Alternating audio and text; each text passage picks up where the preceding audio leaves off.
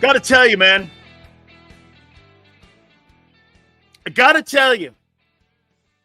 I think it's been an absolutely sensational week for the Philadelphia Eagles. A lot of things have come out of this week that I'm pleasantly surprised and I'm loving. But as always, we start the program out with big sales. And I do think this has been a big week for them. I think this has been a really good week. I got to tell you, the more and more I hear Vic Fangio speaking and talking, the more and more I'm liking what this guy's going to bring to the football team. I think he's the best hire that the Philadelphia Eagles have had since they got Jeff Stoutland in the building. I've been saying that all week to you, and I completely believe it. I'll tell you what, we're going to make a comment here in a minute, and we're going to have a topic on Vic Fangio, believe it or not. But I think it's been a great start. I'll tell you what he's also done, Vic Fangio. I think he's taken some of the pressure off of Nick Sirianni. You got a no-shit guy in the building, and I think it's becoming contagious. Now, the question will be if the front office is going to be able to swallow that. Really, this is the first guy that has any kind of backbone in that organization since Doug Peterson. How much but you know what you hired. You know what this comes down to? You know Vic Fangio and his personality, but you also knew what you were hiring would decide. Will they have buyer's remorse for a second year in a row? Yet to be determined. I do think, again, I think that this has been a really good look. You know, I had a chance to listen to some of the players yesterday, and I had a chance to have some Big Sills takeaways here, and we're going to do that here in a minute. Randy Cross is going to join us, three-time Super Bowl champion at 4:30 from CBS Sports. We'll get a little 49er perspective. We'll also get some NFL perspective. Philly Godfather, the legend, will join us at 5:30. He'll step in with us, and we'll be able to get his thoughts on what he's seen this week so far. So I think, again, it's been a great week. I think there's been energy. Hey, by the way, it's only 2 days. Let's not get crazy here. But a lot of things could have been where that football team still was looking at the past and still was looking in the rearview mirror. Can you put 2023 behind you? I think they're doing everything in their power to put that season behind them, especially the tail end of it. And I think that's a great thing. Good for them. Because I don't think they had a really good offseason on trying to dispel some of that stuff. I think they fueled a lot of it internally. There was a lot of self-inflicted wounds once again, but it seems so far this week that they have put that in the rearview mirror, and I think a lot of that's got to do with Vic Fangio. Shit, I'd like Vic Fangio to be the Eagle head football coach the way that attitude is. I think Nick Sirianni needs a little bit of that. Tell it like it is. Don't tell it like it's not. That's what you're getting with that coach. Wait till we get into some of the comments of the players and what you're hearing with this camp. Let me give you some perspective. I asked Clint Hurd a question about practicing. You know what he said? Well, last year, the first team reps they had in the first two practices, they had about, I don't know, maybe 39 reps. This year, they've had like 59.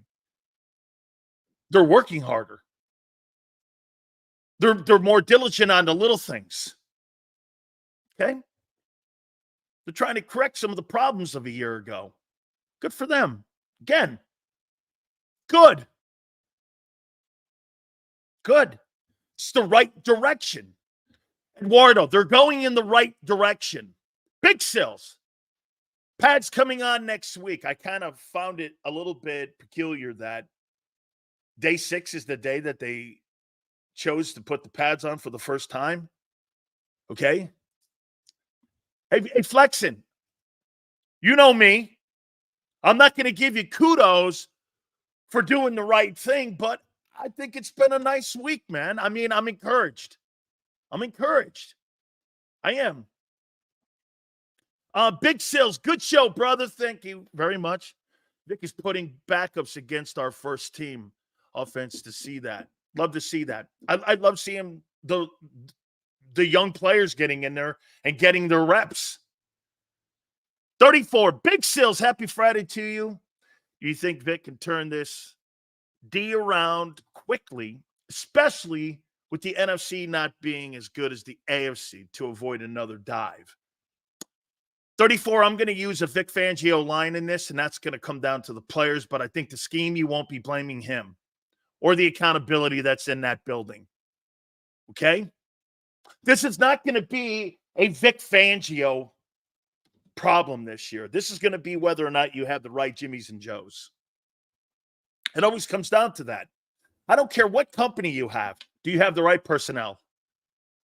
Do you have the right guy leading you? Is that guy going to put you in a position and give you the resources to be successful? It really doesn't matter what the company is. And that's no bit. You have to have the right folks to move the yardsticks in anything you do in life. You know, again, I tell you that back in the day, I used to get Warren Buffett on my program. And I used to ask him about investing. You know, I said, you know, when you're looking at a project and you're looking at a deal and you find a project that you like that you want to invest in, he goes, oh, wait a minute. I don't invest in widgets. I invest in people.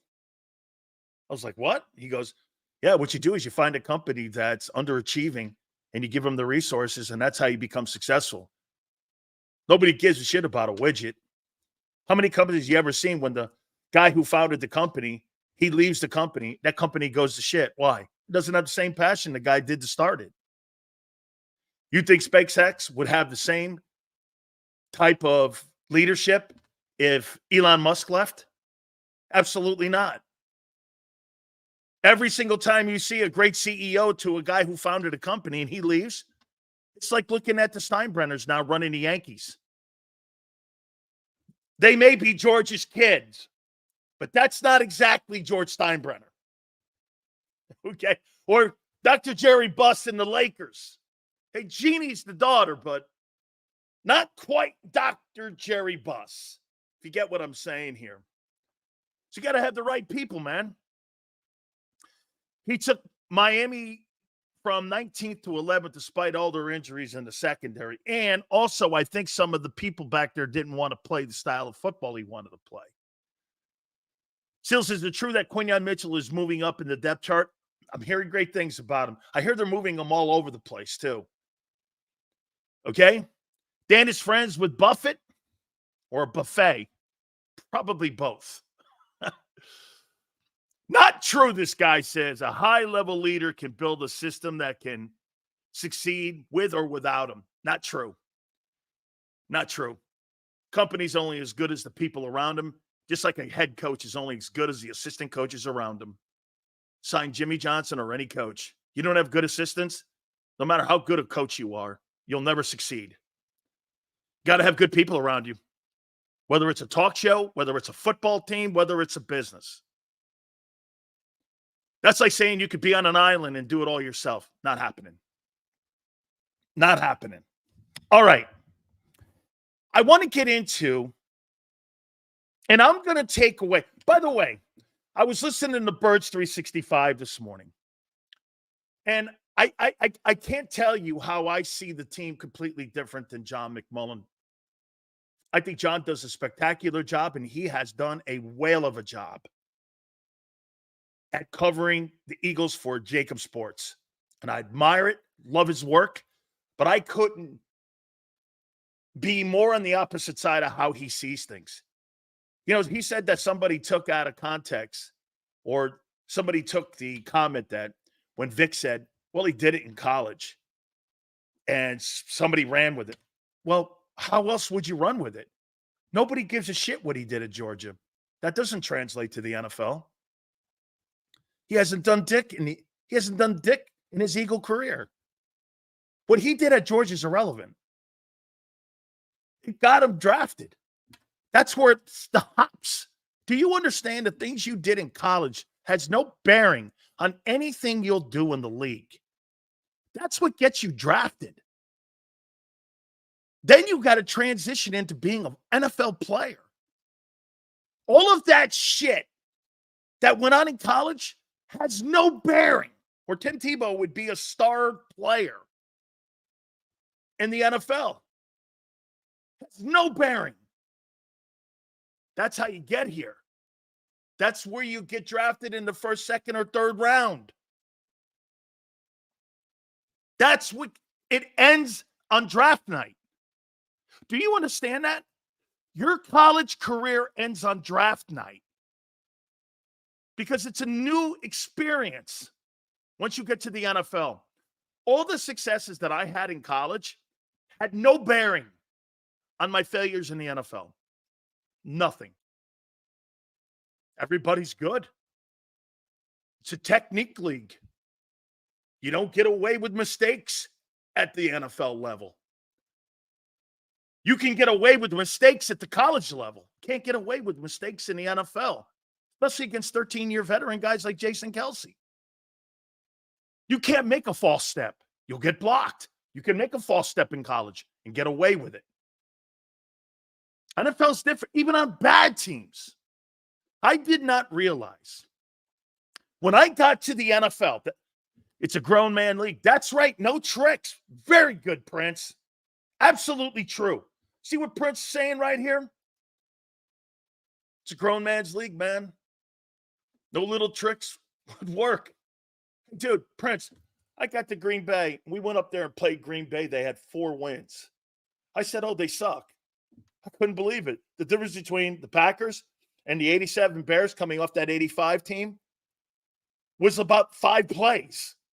They were good too. I couldn't believe how close bad and good is in the NFL. Do you realize that? The difference between a 7-10 team and a 10-7 team is probably 10 plays. That's how close it is. Parity. There's no team greater than the other team. You may have a better roster, but that doesn't make you, like Jalen Hurts said this week, talent will take you so far. Teams take you to championships. Greatest line he has said since I've been covering him. Greatest line he has said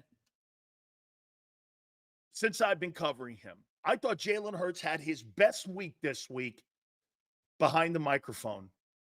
I give him an A+. I don't care what that idiot ESP says about what he's doing on the field. I gave Jalen Hurts an A+ for what he and how he handled himself this week. Fantastic. I hope he continues this trend because it looks awful good and impressive. Good for him, man. Hey, guys, please hit the like button. We appreciate it. Thank you for yesterday, too. We had a ton of likes last night. And you guys, because the show got kind of split up in the middle, Xander and I had to do a first and second part. You guys followed us over. I thought it was fantastic. Thank you very much. I don't know what college Max Crosby went to, but I know he's outstanding. A lot of guys that got drafted before him. That's right, dude. Nobody gives a shit where you, hey, look at Jason Kelce, underdrafted, right? He's a Hall of Famer. He came to the NFL and elevated his league and elevated his game. It really doesn't matter what you, hey, I don't remember him at the University of Cincinnati. I remember him as an Eagle, though. By the way, before I even started covering the Eagles, I had heard of Jason Kelce. That's one of the top flight guys. Ragnow in Detroit was the other guy. I mean, Kevin Mawai prior to him was probably the best center that recently got inducted into the Hall of Fame. I think Kelce's better than Kevin Mawai. Not by a lot, but I think he's better. Okay? So Jalen had his best week, in my opinion. I want to get to some of the takeaways.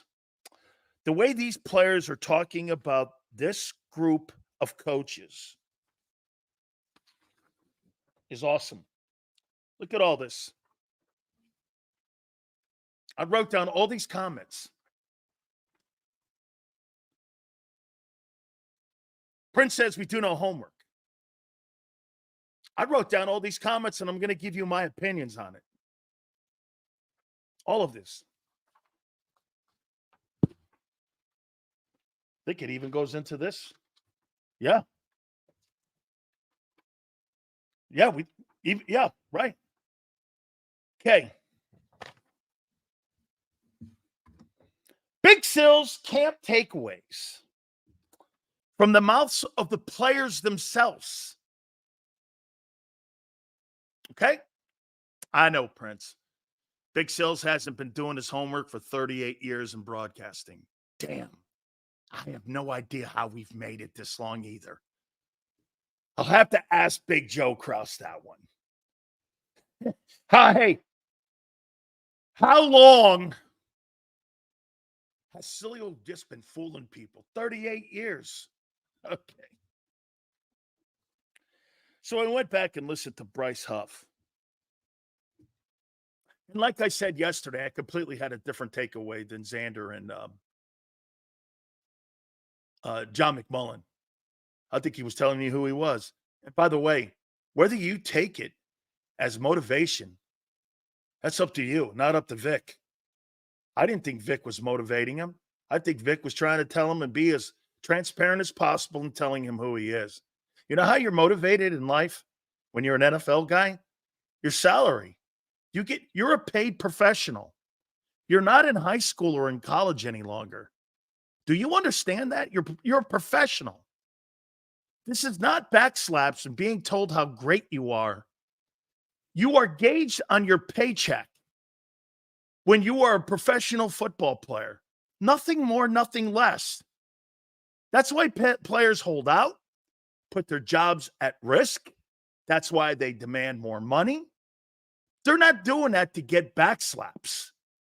You think CeeDee Lamb is holding out right now so he can have Jerry Jones tell him how great he is? Wants his money. This is professional sports. I don't need some guy blowing sunshine and rainbows at me. Tell me how to get motivated. If you're not self-motivating now, I didn't draft the right guy. I want self-motivating players. I don't need a guy to sit there with a blowhorn telling you how great or not great you are, and I hope you'll take that as constructive criticism. What the fuck are we talking about here? This is called hard-ass coaching and accountability. I'll tell you what, that's why that guy, Vic Fangio, I am a massive fan of what he's doing and how he is coming off. Because listen, we're going to go down this list here. And by the way, I think Kellen Moore may not be as sharp, but I think he's got accountability. Speed Freak says, Sills, I don't like Vic Fangio. I was at a Dolphins game a long time ago, and I tried to shake his hand, and he looked straight at me and said, "Who the F are you?" and walked away. He's rude. You after a game went up to a coach. Did the Dolphins win or lose that game? Speed Freak. I would never in a million years ever gauge what my temperament would be towards Vic Fangio if you're going up to him, shaking his hand, and he didn't want to talk to you after a football game. Might have been something on his mind, and he has more important things to do. Okay? I would never in a million years ever say that or gauge him and his opinion because you met him after a game and he told you to fuck off. Sorry, dude. That ain't working for me. By the way, I don't give a shit if that guy wants to be my friend. I just want him to put me in a position to win some ball games. Okay? It's different, man. What do you want him to be? Your cousin? I mean, you got to be kidding me, right? I mean, little bit. Hey, he didn't shake my hand. Hey, fuck that. Who cares? Did he help them win? And by the way, a couple of years, he only was in Miami for 1 year, so I question you even saying that. Vic Fangio wasn't in Miami for more than 1 year. So when you say a couple of years ago, that's not true. He was only there a year ago. So let me get into Some of the players and how they're responding to the coaching that's going on this week. Let's start with Bryce Huff. And I like the questions that were asked to him by the Philly media. Okay. He said, I'm working on stopping the run. And I don't know where that narrative came from, but I have put decent tape together about my run stopping abilities. Hey, Bryce Huff, you live in denial, son, because that's not what the defensive coordinator thinks of you. He don't think you can play the run right now. He's saying you may. And by the way, you know what's crazy? I heard people today saying this, that he'll be ready by September 6th to stop the run. Are you fucking nuts? That's a skill set that you have to develop. Do you actually believe you're going to be a better run stopper in 3 weeks? Who in the world would even remotely buy into that? That you'll be a better run stopper in 3 weeks when you haven't been in 5 years? That's insane. Dude, stopping the run and being a run stopper is a skill set that takes time to develop. It takes time. It'll be fixed in 3 weeks by Brazil. That's an asshole statement. You've got to be kidding me. That's like saying you're going to become an efficient tackler in 3 weeks. Dude, it takes decades to be a great tackler. That is not true. Like Vic said yesterday, it'll be a work in progress. He says he really likes Vic Fangio's coaching style.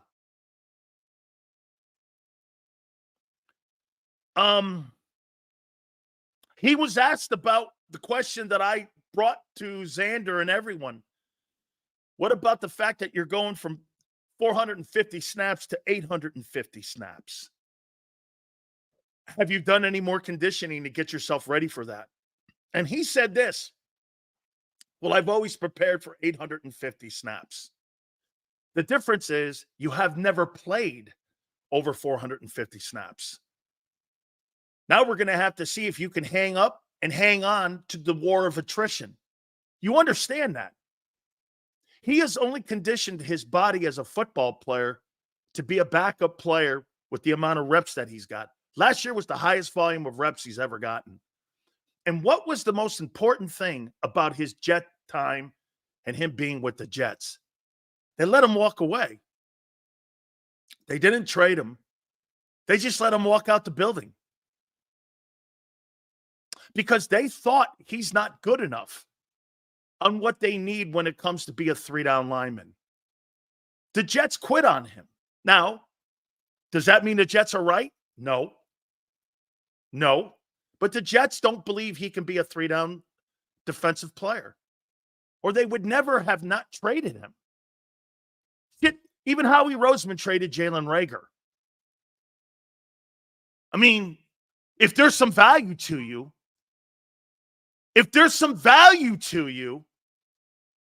you're going to trade it. Right? You're going to trade it. So, I mean, the Jets quit on him. That doesn't necessarily mean the Jets are right. I'm not saying that. Went to see Huff's highlights from last year. Okay, he was all right, I guess. And that, again, I didn't see him as an impact player last year. But I didn't see Hassan Reddick as an impact player when he was in Arizona and Carolina. But when he got to Philadelphia, he became an impact player. And I'm not suggesting to you that Vic Fangio is a better coach than Robert Saleh. I think they're both very talented defensive guys. It's going to be interesting to see. Let me finish here. He loves working with Josh Sweat. Says you have a guy here that knows how to prepare himself for an NFL season. That's a good thing. Okay. I'd love some of the comments from these players. Not sure if you have talked about this, but what are your thoughts on Vic's comments on using his own analytics? I totally love it. We're going to get to that. We're going to get to it. I totally love that. Vic doesn't trust people's analytics on what they're going to give to him. We're totally going to get, hey, 77, I got a topic expressively on that. How about this one? I think this is a really good foundation piece for this defense.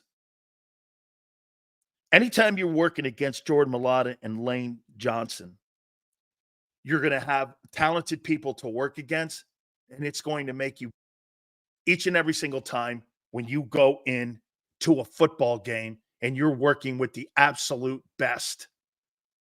Okay? And they're working with the absolute best. And that, to me, in my opinion, that is gold, because he understands. You're not going to, how many times do you really think you're going to line up against Lane Johnson? Or how many times are you going to line up against a guy like Jordan Mailata in an NFL season? Nobody has two good offensive tackles. Makes you better. I really believe will be the barometer of Sirianni and all the coaching staffs moving forward.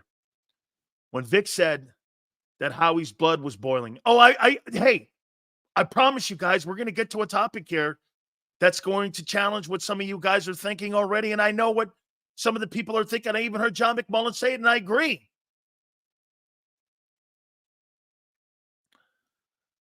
He also said this about Nolan Smith. He's preparing. He's working hard. But you know what you didn't hear? He's talented. Because that's a work in progress. Here's what I got and I take away from Bryce Huff talking to the media for the first time with the Eagle people. And so the Eagle fans can hear him. I think he's delusional a little bit on his run-stopping ability because he's not very good. And I also think that anybody who thinks that that's going to be resolved by September 6th is high. It takes you a long time. Get this. I heard a comment that Jordan Davis was told because Vic was screaming at him, get your ass down. Get your hips down. Bend over more. I know now the problem with Jordan Davis. Do you want me to tell you before I move on here? You know what the problem with Jordan Davis is? How many people want to hear the problem with Jordan Davis? When I heard this comment, and I heard Devin White pointed this out. Do you guys want to hear what I think the problem is?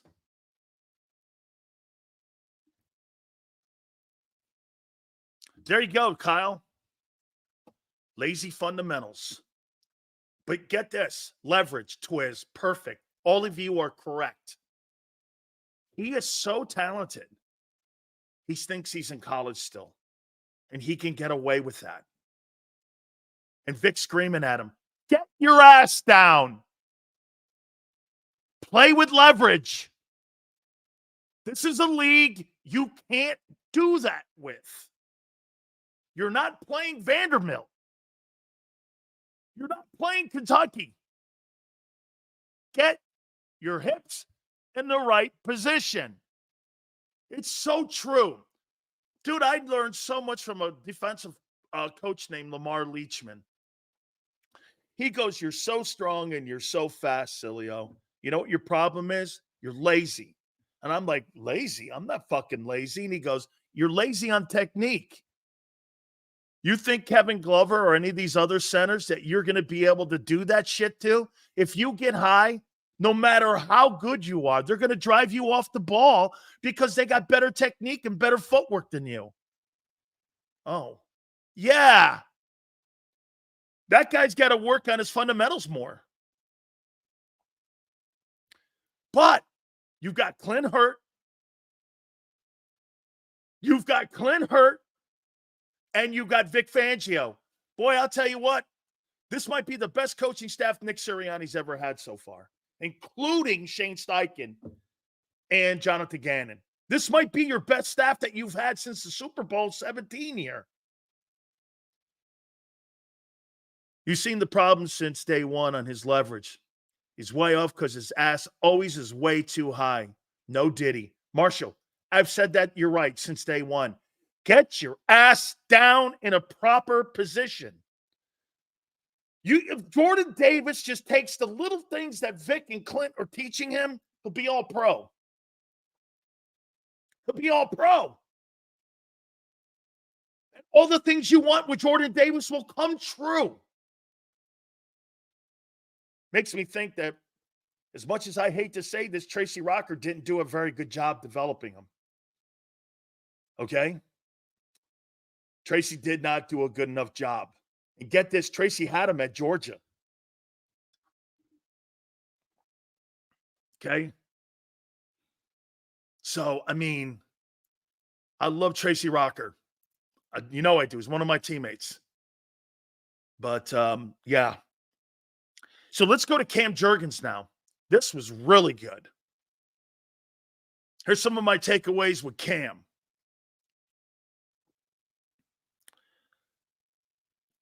He and Jalen right now are working together on pass protection. He said that this is going to be a joint progress in how they're going forward.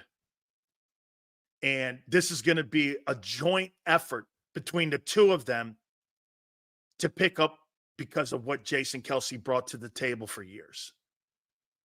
This is part of the problem that you're going to face this year. The things that Jason Kelce did were taken for granted for years. Anytime you have to have two people covering for a guy and his job responsibilities shows you that this guy's value was more than just blocking. So this is going to be a work in progress, according to Cam Jurgens. I'm loving this, though. Guys, they're communicating. They want to get better. I feel better about your Philadelphia Eagles going into this year than I ever did 1 second last year. And you know me, I'm as critical as anybody. I feel better about your football team going into training camp right now than I did at any time last year, including the offseason, including the minicamp OTAs. Even when you were 10-1 or whatever the hell the record was, I feel 10 times better right now. 10 times better right now about your football team going into this year than I did any time a season ago.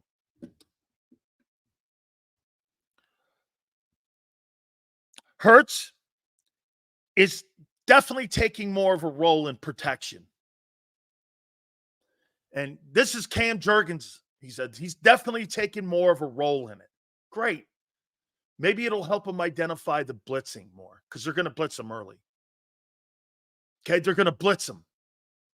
And Cam says, work in progress, but Jalen's taking also some of the responsibilities of pass protection. Boy, I'll tell you something. You are without a doubt asking an awful lot of Jalen Hurts this year. Man. And do I think he has the mental capacity to absorb all this and make it happen? I do. Then it's going to be applying it. First, you have to absorb it. You have to process it. Then you have to apply it. Okay?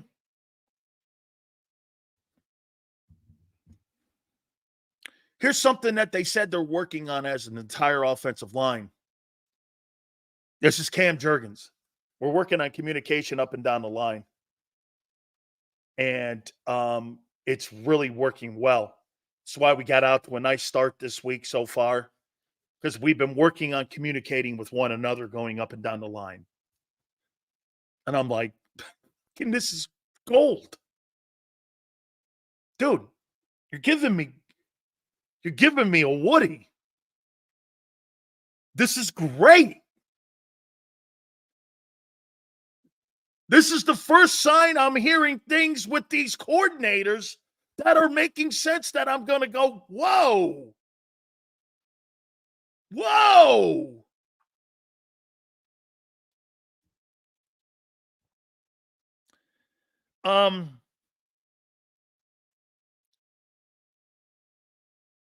A lot of us, get this. This is what he addressed too, Cam Jurgens.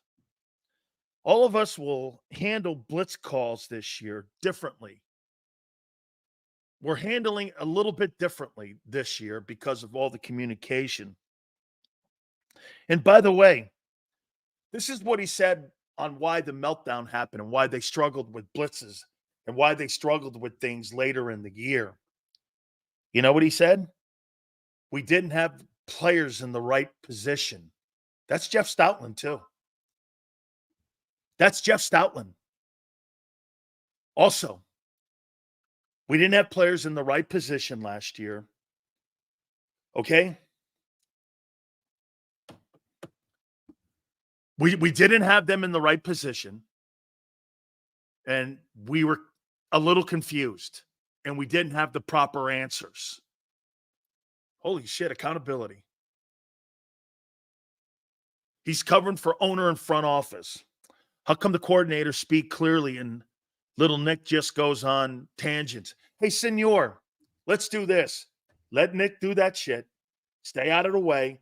If he wants to be whatever he wants to be, just get out of the way of Kellen Moore and Vic Fangio. And if I'm hearing this from the players, it gets even better as I go down the list here. This is going to get even better what these guys are saying. All of us are going to handle the blitzes, he said. Okay, we're all learning it, including Landon. I liked what I heard from Cam Jurgens. Now let's get to Dallas Goedert. This was just tons of content out of Dallas Goedert. Tons of content.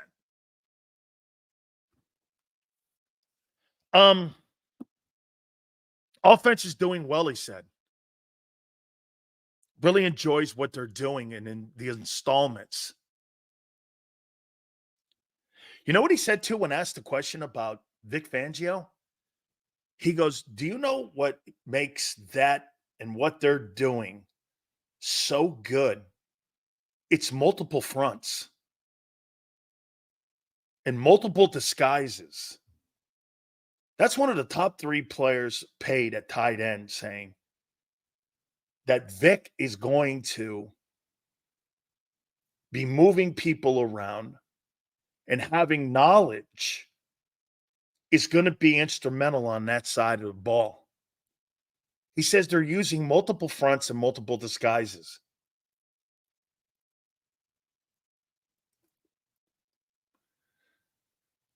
You see, don't ever listen to a reporter. Go back and listen to the interviews of the players because you know what happens? It gets lost in translation on what the reporter thinks the player's saying. Don't listen to those guys. Listen to the players. Worst thing ever happened to beat writers with social media because I don't need you. I'm just going to go to the player interviews. And I'm going to hear what he's saying. I don't want to hear your interpretation of what you think he said. I know what I heard. I know how I applied it as a player. I know how other great players that played next to me applied it. I don't give a shit what a reporter and his thoughts are on it. I don't really care. How would you know? How would you possibly know? What? Because you write about it?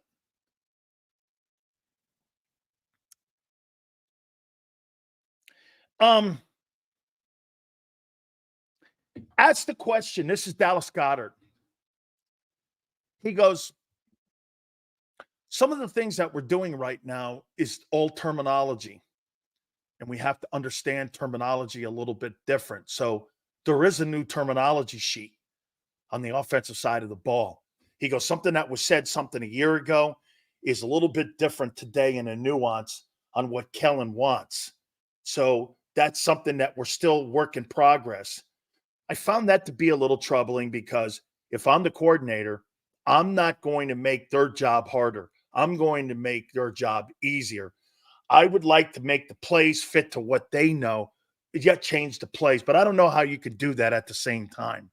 So I think there's got to be a little bit of give and take on that. So, yeah, I really loved it. I mean, there's so many great things going on here in camp for the Eagles. This is, I mean, fantastic. Here's something that you're going to be, and you tell me how you take this. Jake from Hawaii, thank you, brother. Been to Maui myself a few times. How about this one? Yes, this is Dallas Goedert saying this. There's going to be more progression reading, and there's more progression in the route trees, which means, first, second, third. He's going to have to. So get this. Hurts is going to have to work on line protection and progression reading. This is all being added. These are things he struggles on. Something to keep an eye on. Goedert said it's more progression reading. That's going to mean less targets for AJ. How will he handle that? Last year, that was the primary receiver. 38% or 37% of the targets went to him. That's not going to work in a Kellen Moore offense here. Not saying he's not going to get his targets because CD always got his targets in that offense. But they're moving him around. And you're going to see more people being moved around. Okay? So there's more progression reading. Motion. Said there's a ton of it. And he's really digging it. Now, let me tell you a little bit here. He goes like this. He said, and this is Dallas Goedert talking. You should see the motion that Kellen has. His route trees that he has in his pass routes, they're constantly moving the linebacker around. And they're constantly confusing the linebacker. Fantastic. If Hurts is going to, if you're that's helping the quarterback. That's helping the quarterback in learning his progressions. Fantastic. This is all good. This is the first week what they're doing. Hey, you know me.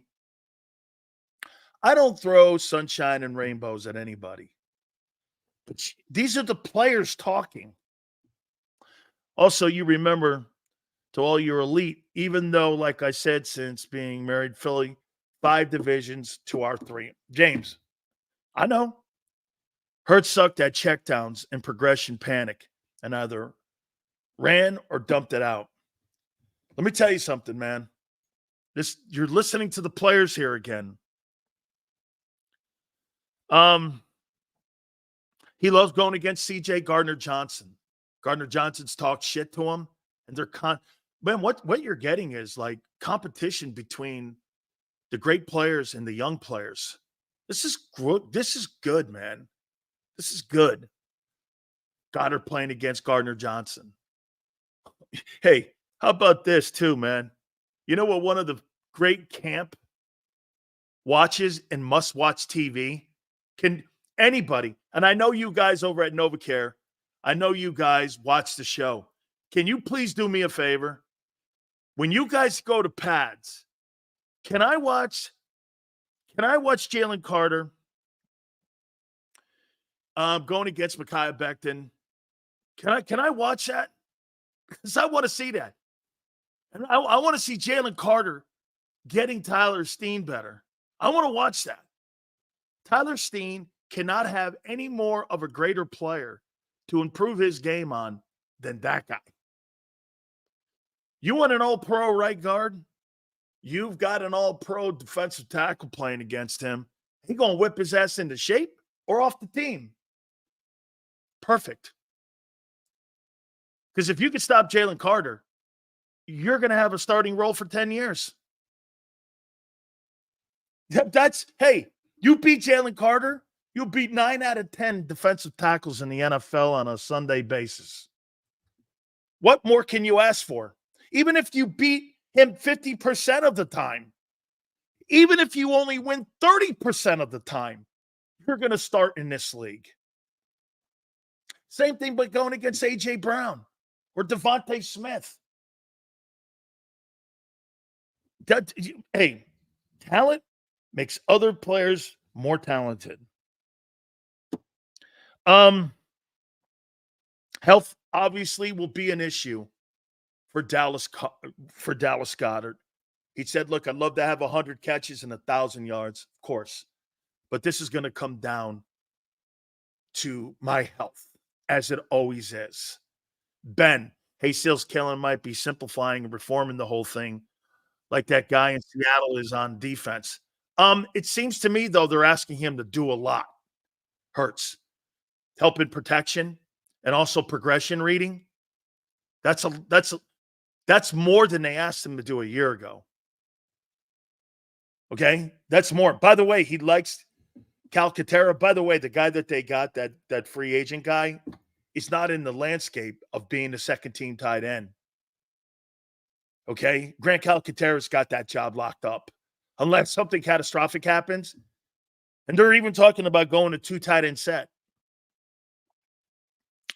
Okay. Here we go. It's good. 2 tight end set. All right. Now let's get to Devin White. He said some great shit. Now, Devin White has moved on from his failure in Tampa. I don't know, and I said it again yesterday, I don't know what kind of success Devin White is going to have in Philadelphia. He's got a great attitude. He wants to right the ship. He wants to be a leader on the football team. He wants to do all the right things. Okay? That doesn't necessarily mean that it's going to be translated on the field and turned into production. So we still have to wait and see. 11-17 goes, failure. He has a ring. Really. Let's see. So does Jalen Reagor. Or does he? Where'd you get rid of him? No, he doesn't have a ring. Let's see who has a ring. I'm trying to think of a stiff that has a ring.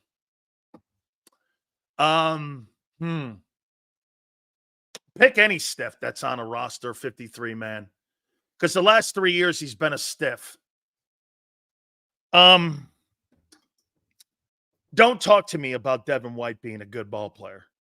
He was a good player year 2. He said that, look, accountability. By the way, I'm giving him the benefit here a little bit.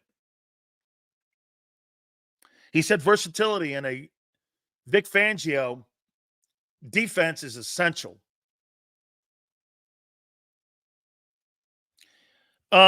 It's great working against the Eagle offense. It's making us better. That Juju Smith-Schuster has a ring. There's your stiff. And by the way, he also helped beat the Eagles. Vic has put some blitzes in for him. Is Vic going to blitz him from the LB position? Something he's not known to do? That's the first I've heard that. So they're going to put some installments in for Devin White to use some of his ability and his athleticism. Okay.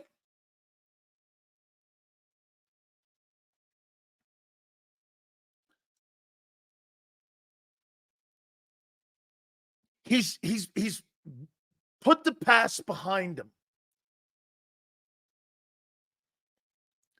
Here's something that you got to look at on what they're doing over there on that side of the ball that is so promising for the Philadelphia Eagle defense. Multiple coverages. Do you understand what multiple coverages are? That means one side of the football is going to give you zone maybe, and the other side is going to give you man. and they're going to keep flipping that stuff around. Do you know how confusing that is for everybody?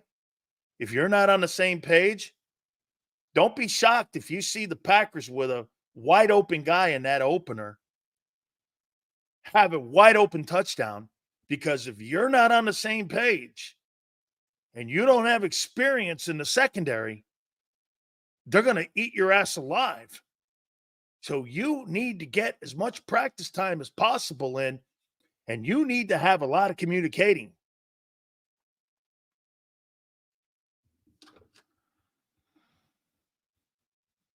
He said that Vic calls you out too. He said he'll call your ass out, team meeting, in practice, in the hallway. He'll call you by name. He doesn't care.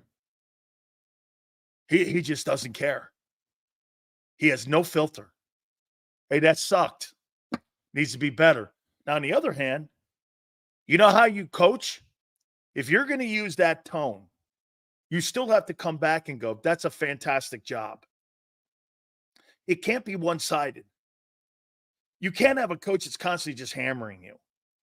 You have to have the guy on the other side that also says, that's what I'm looking for. That's the kind of, this guy is the best defensive coordinator that you have had in your building since Jim Johnson. Because that's the kind of shit that gets you in the right position and in the right mind frame. And you know where you stand with him at all times. There's nothing going to be sneaky or subversive. You're going to know where you stand in that huddle and on that depth chart. You don't need a depth chart in Philly now in defense. You're going to know by how he looks at you and how he plays you and who plays and who doesn't. That's going to be a problem. I think Vic Fangio is going to be a problem. I'll explain here in a minute.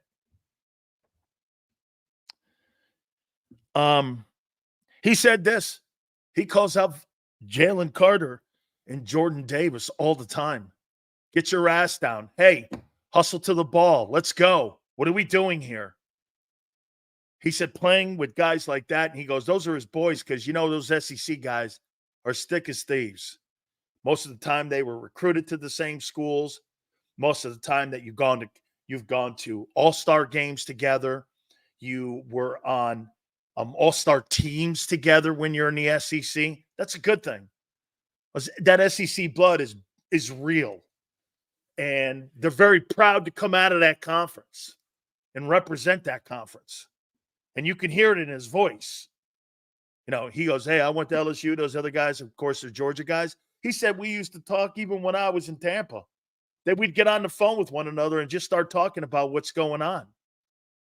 That's the kind of communication and relationship that you have with one another. I think that's a great thing. You already have a built-in camaraderie when you're sitting there and you're already in your own huddle or you're in your own locker room, and you know one another's weaknesses, strengths. You know what one guy can be pushed, one guy can't. I think it's good, man. I do. I think it's good.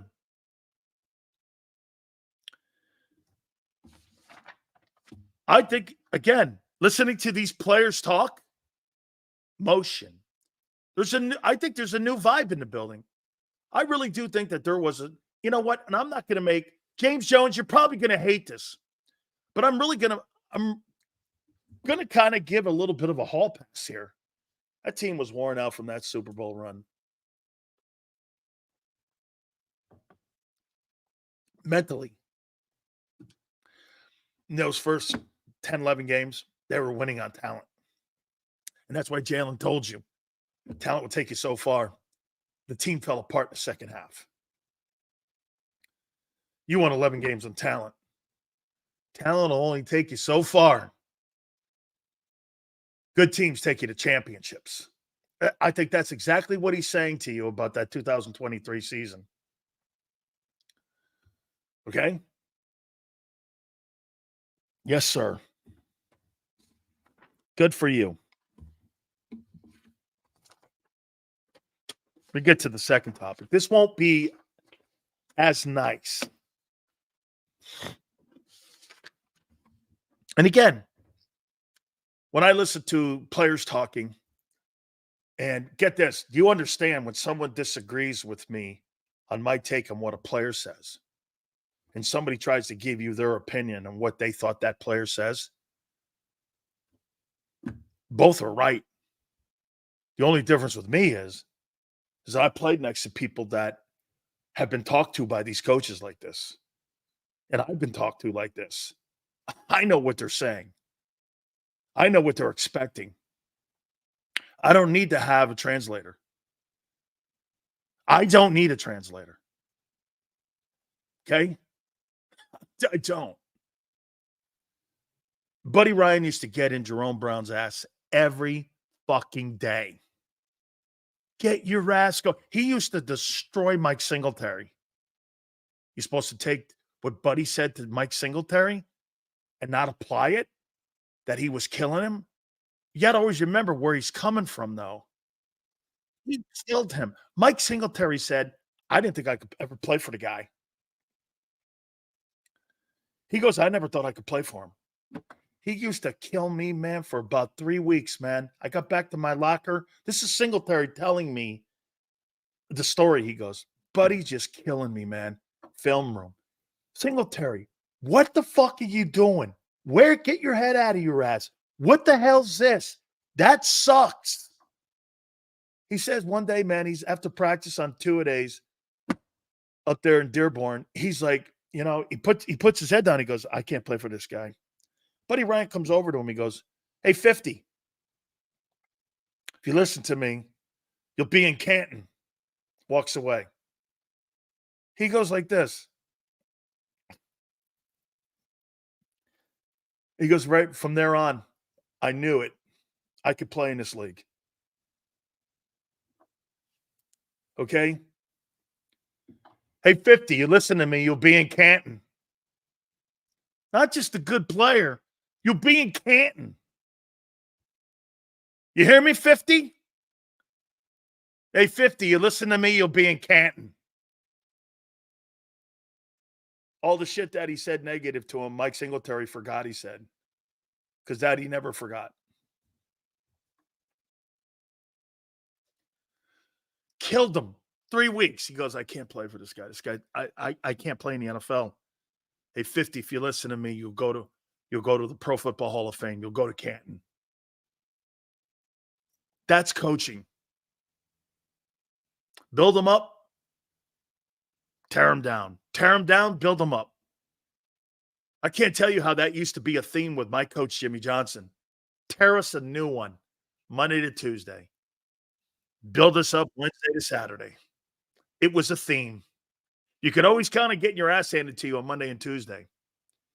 Wednesday to Saturday, build your ass up. Greatest thing since sliced bread. Oh, my God, I've never seen anything.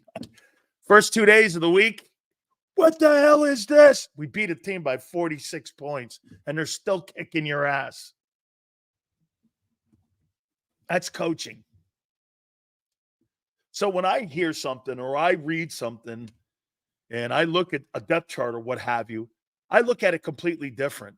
When I look at mannerisms and how people talk about other players, there's a reason, because coaches talk like that. Coaches talk by familiarity. Always remember, you want to know who a coach has his mind on? Ask this question. I wish I could sit there at NovaCare and ask Nick Sirianni one question.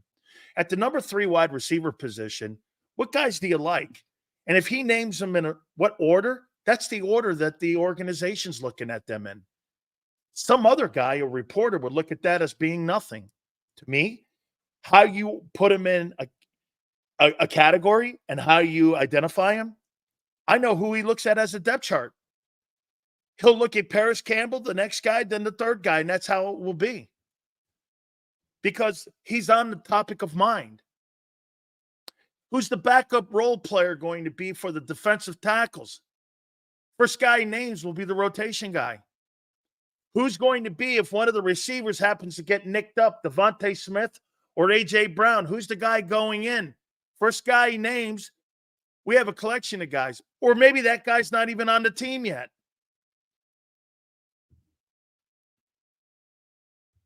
Okay? I mean, when you hear coaches talking, Tom Landry did it. Tom Landry did that. I played for Tom Landry and for Jimmy Johnson. Lamar Leachman, one of the greatest defensive line coaches of all time. Okay? I played for him. I played for Ray Perkins, a guy who drafted Lawrence Taylor, Phil Simms, and Carl Banks.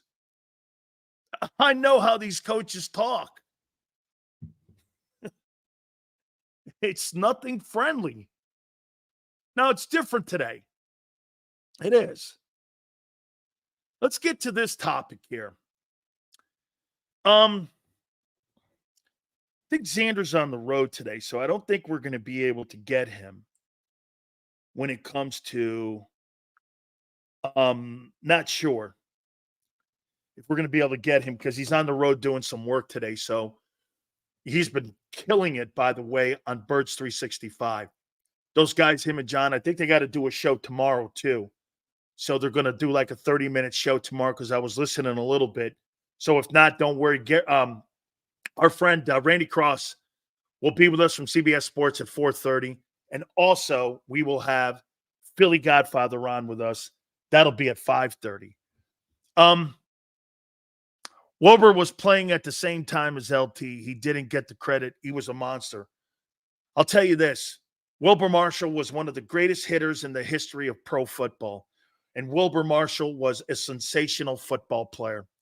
He's a Florida Gator. And I'll tell you, Dexter, a small story. We went up there in Gainesville and we played him. And by the way, I think he got more accolades than what LT did at Carolina because he was at Florida, but his teams were on probation and his teams were great. Let me tell you this.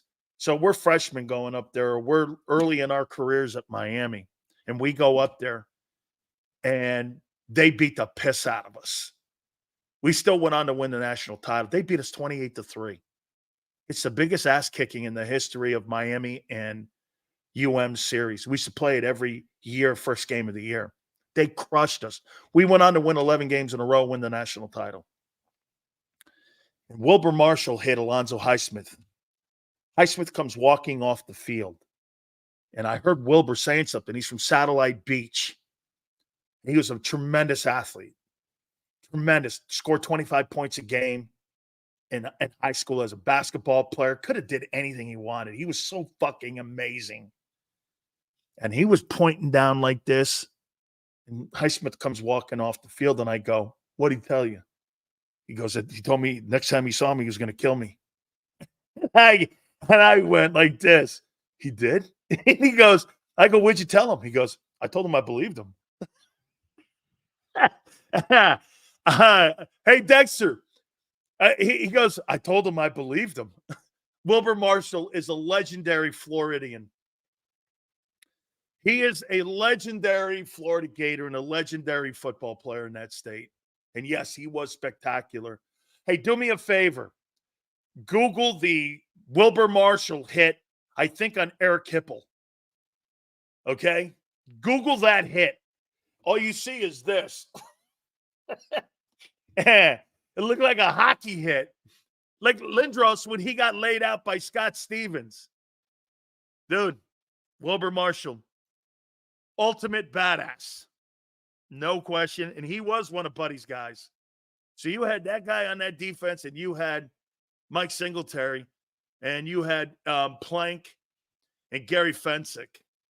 And the rest of them guys. Mongo now going into the Hall of Fame. Dan Hampton. Those guys ate. And they ate. That was the best defense I've ever. Well, that and Gang Green. Two best defenses I've ever seen. Legendary defenses. Just, it's a damn shame that Gang Green didn't get the respect, but Gang Green and 85 Bears are right there. All right. How many people believe that Vic Fangio is going to be a problem on the Philadelphia Eagles? I just gave him his flowers, too.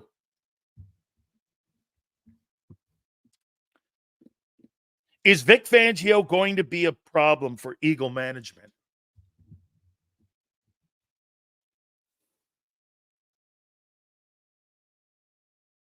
Is he going to be a problem for Eagle management? I heard John McMullen say something excellent today. Not at all. They respect him.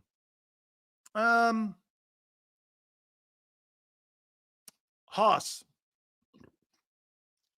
I'll try to change your point of view, Twiz. Sam Mills a great player. Vic takes no BS. No, we need accountability from players. Okay. How about accountability from Howie? You think Howie's going to take accountability? Mike, it's one thing to say the players have to have accountability. Do you think Howie will take accountability?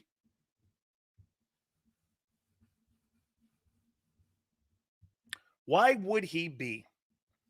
Nah. Okay. Let's find out. And let's see. Sills, they hired him for a reason.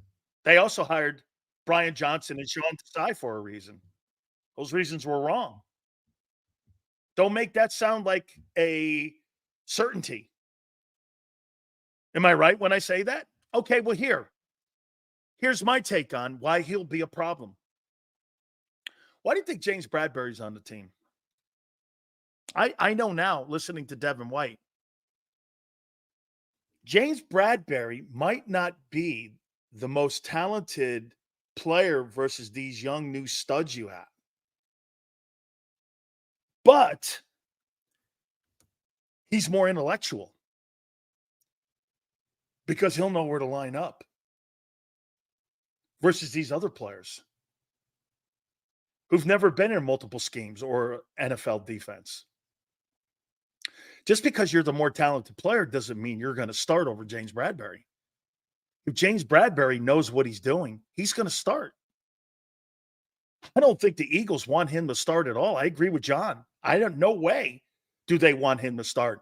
But Vic's not putting people back there that don't have proper communication skills with multiple fronts and multiple sets in the secondary, and you guys are running around with your head up your ass and you don't know, and you haven't communicated in an NFL huddle in your entire life, and you think you're going to put guys from Toledo or Iowa or what have you. And I completely disagree with John in saying that it's only 3 weeks. 3 weeks of training camp is a fucking 3 months of training camp, and how that applies to you and your knowledge of what they're installing and some of the reps you're missing. It is a monster miss. Nothing to do with his ability. It has everything to do with his accountability when he's in the huddle. If you're not on the field practicing it, how can you apply it? Okay? That's a monster miss. It's a shame. But what I'm saying is, here's James Bradberry. The Eagles do not want that guy on the team. They want to cut him. They could save more money cutting him and only have 4-3 against the cap. What do you think, Lori? Let me ask you something here. Just as a normal common sense, do you think the owner of the Philadelphia Eagles would rather have 4.3 of a cap hit versus the $25 million that you have in available money? Cost them nothing, really. Or do you think he wants to pay James Bradberry $12 million in a base or in a salary this year? How does that common sense make any sense? You really think the owner wants to stroke him a $12 million check this year? Or do you think he'd rather take the cap hit? Use your common sense. It costs Jeffrey Lurie nothing. He's got $25 million in available funds in cap space. Cost him nothing. Nothing. And yet you guys are telling me, well, he'd rather pay $12 million to the corner who last year was graded as one of the worst corners in the league. What? That doesn't make sense.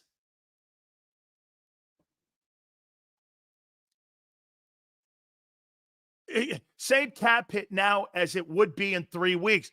Why would you have, hey, Dexter, you know there are roster bonuses and incentives that are built into your contract during the preseason exhibition season and leading you up to a roster bonus when it comes to the active roster. 95% of the NFL players have a roster bonus for making the active day roster. I had one for 10 grand. So when you got your base pay, and I'm just going to, I'll tell you what I made. My base pay was 10 grand for 16 games in 1987. When I was on the active roster, I got an additional 10.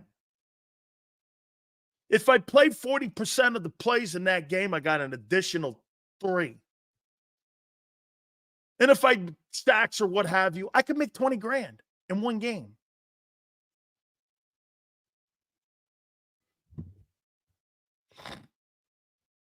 Going to pay him regardless, so have him as a backup in case of injuries.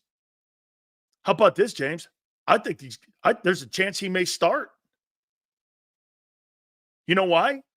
Because he may be the only guy back there that knows what to do. Until the other guys get acclimated and process the information. Dude, you're hearing Devin White say, and even Dallas Goedert, these defenses that Vic Fangio's throwing at you are complex defenses, and you have multiple front looks. And there is no question. By the way, if you got James Bradberry on the second team and you're working him in the first team and first and second team and you're getting him reps, if you didn't have, let me tell you what they do in training camp, folks. When they cut you, you don't get reps. You're scout team. You don't get reps with first and second team. That means they're preparing you. When you're in training camp, and the amount of limited training camp that you get today, if you're getting any kind of reps, they're preparing you for the upcoming season. Why would you give reps to a guy who's not going to be on the fucking football team? You wouldn't. Oh, I believe that. Hey, Ronald, I believe they're looking at this right now going, does it make sense for Justin Simmons to be dropped in here now? Because we might need a little more success. And by the way, Justin Simmons has worked with Vic Fangio and knows his style and knows the multiple coverages that he has and likes to run. Does it make sense for us to bring him in? They may have even offered him a contract, but what did Justin Simmons' people say? They're looking at the best available deal right now. He's 31. He's not looking to win a Super Bowl. He's looking at the best financial deal right now. That's what he's looking at. You think Justin Simmons is looking for a Super Bowl ring? Fuck that. He's 31, 32 years old. This guy's looking, he made second team All-Pro last year. This guy's looking for a bag of money. He's not looking for, and by the way, then you got to also worry about, does the guy come in, pull a Deshaun Jackson, and does he end up pulling a hamstring and wanting to get paid for the remainder of the year and get an accredited year? That's organizations will look at that as well. Okay. So again, I mean, do I think here, and to go back, here's another thing. So what if Howie Roseman goes like this? Howie's talking at the press conference with Nick Sirianni and how much faith he has in the Kobe Dean. And here's Vic Fangio going, well, he was good in college. I know John doesn't think that's nothing. It's kind of a backhanded slap. Who cares? He knows better than that, Vic. Nobody talks about their college days in the NFL. Oh, nobody cares what you did in college. It seems, what do you think this is, a league of Al Bundys? You should have seen me, man, at Polk High. I ran for 5 touchdowns against Bloomington North. What are you, crazy? So when Vic benches that kid, they ask him why he's not in the game. Vic's going to go, he's not good enough, and he can't stay healthy. He's not very good at covering tight ends, which I've said since day one. He's not very good at it. And then they're going to go, well, and then there's Howie Roseman have to have accountability for a shitty draft pick. What if Bryce Huff can't play the run? There's accountability for Howie. Howie's got accountability on two big positions right now. You ready? If Jacoby can play and if Huff's the guy. And Vic's going to make that call. Oh. Okay. And you don't think that's going to be a problem? Why aren't you playing him? He's not good enough. Since when does Howie Roseman take accountability? Well, he kind of did in the presser. I want to be fair. Said I didn't put enough good players in the secondary back there last year. He did say that. I got to be fair there with that. I think they need to bring Simmons just to reassure there's a QB on D that Fangio trusts. I think, Roland, it's more about money with him. Okay? I do. Huff versus the run on tape. I saw it. I think the guy's delusional. I think he's delusional. Why did you keep asking why is James Bradberry still on the team after June 1st? Now I know why. Vic wanted him. I know why now. I completely know why now, senor. Howie doesn't want him on the team. There's no way you want that guy on your team. You want the younger players to get reps. You drafted these guys. James Bradberry takes reps away from Keely Ringo and some of the rest of the guys that are on your football team. Told you depth? No. He's going to start. Well, wait. Let me ask you, hey, senor, let's take you. Senor, let's stick with you here. If you were Vic Fangio on July 26th, who would you start in a football game? Quinyon Mitchell or James Bradberry? Who do you think Vic Fangio would be more comfortable starting at corner versus Justin Jefferson? Oh, yeah, no, let's do this. Do a realism. The Packers. Senor goes like this, the guy that will get the job right. See what he said right there, this last one here? Look at this right here. That's a perfect statement. The guy that will do the job right. Not who the better athlete is. Not who the better player is. That right there. The guy who will do the job right. Correct. That's the point. That's why he's on the team. He's on the team because Cooper DeJean's hurt. And Vic doesn't trust those young kids yet. Got to see him in competition. Now you know why they got the guy. Everybody in Philadelphia was 99.9% sure that Howie Roseman was going to cut James Bradberry. No way.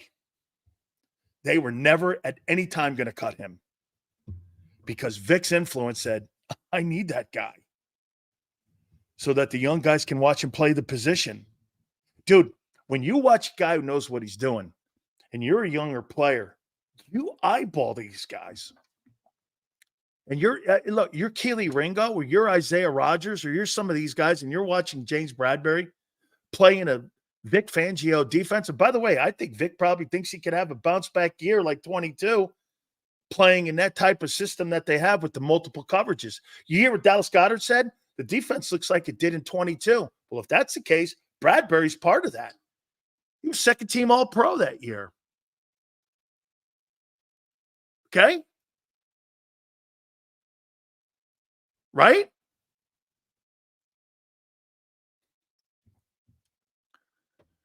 Bradberry did a horrible job last year, but Bradberry had the most snaps on defense, so he's worn out. Look at this. And Senor, I'm not ripping you here. Bradberry did a horrible job last year. Name me one guy on defense that did a great job last year. Can you name me one? Can you name me one guy last year, Senor, that did a great job last year or who was decent? Hassan Reddick? Name me one guy that you'd give a passing grade to. Remember, the entire year and not half the year. Wow, Tua got 4 years, 212. Jalen Carter did not look good down the stretch. He lost the Rookie of the Year award because he fell out of gas, or he ran out of gas, I should say. Okay. Carter fell apart at the end of the year. Fletcher Cox, okay, Fletcher played, yeah. Fletcher was the best.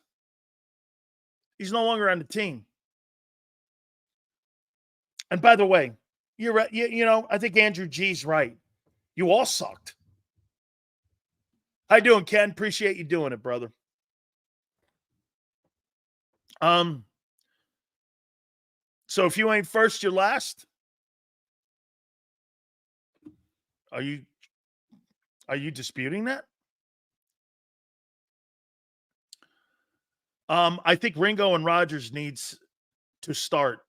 Boy, there's no chance in hell that's happening with Vic Fangio. Vic Fangio is not going into an NFL season with Keely Ringo and Isaiah Rodgers starting at corner in multiple fronts that they haven't ever been in, ever communicated like that. No way. No, unless Slay gets hurt, he is your starter back there. That's the only thing that there's a comforting zone. Remember, he played that Vic Fangio style defense in 22. Vic wants him back. You guys are crazy. This is about knowledge and who's intellectual back there. This is not about ability right now. Why do you think Nolan Smith didn't get on the field last year? Because he wasn't an athlete? No, he didn't know what to do. He didn't know what to do. That sounds a little better, Jay Brown. Slay and Rodgers? That sounds better. That sounds a little better. I'd feel comfortable going into a game with that. I'd be all right with that. Now, the one thing with Rodgers, though, is tackling. But then again, they don't want you tackling people back there anymore. So I don't know if tackling is going to be even an issue, but I don't mind that. That doesn't look awful. Okay, that doesn't look awful. You're going to find out when they play against some competition. Remember something. The intellectual guys in the NFL play. The guys with the most talent don't play.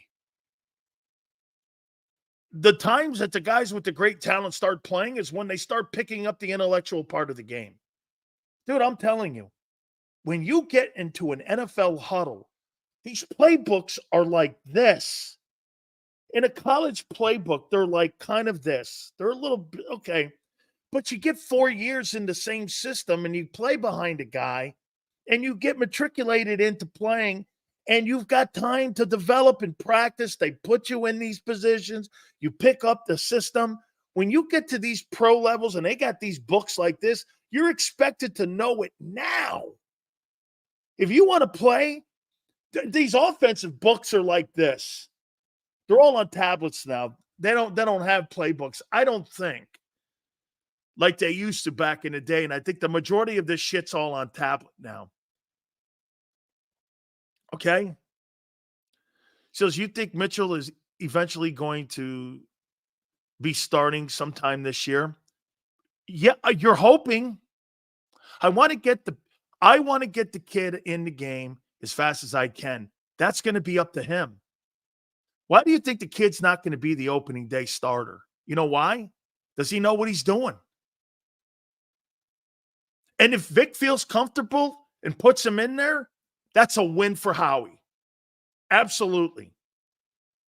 If Quinyon Mitchell starts the opener, that'll be incredible. If he starts him in the slot, they're working him into the secondary. Playing the slot is a lot. Get this. You know why Gardner Johnson is now a slot defensive back? Because he wasn't a good corner. New Orleans thought he was a decent corner, not a great one. That's why he made $800,000.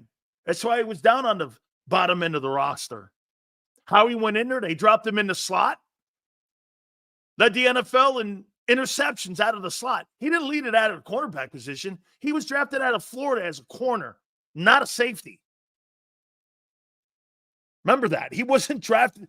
He wasn't a very good corner. They moved him. And you know what?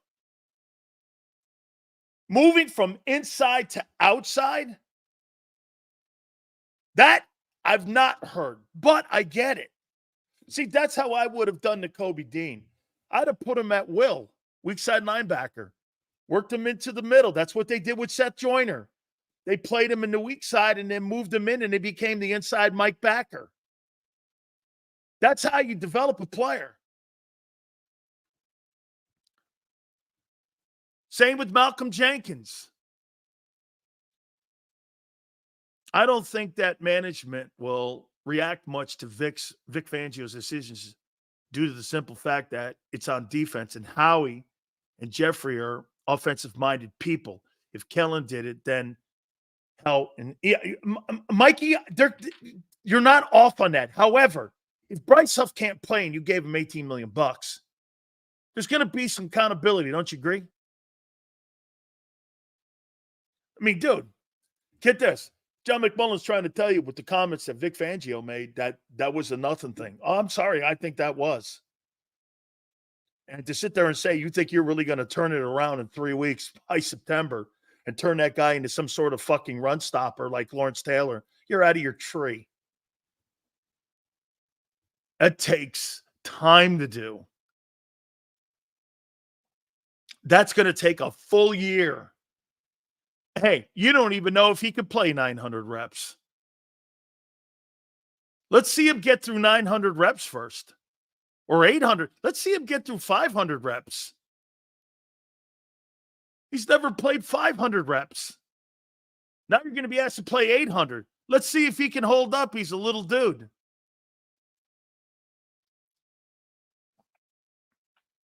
I don't think he has the talent to do what we want him to do.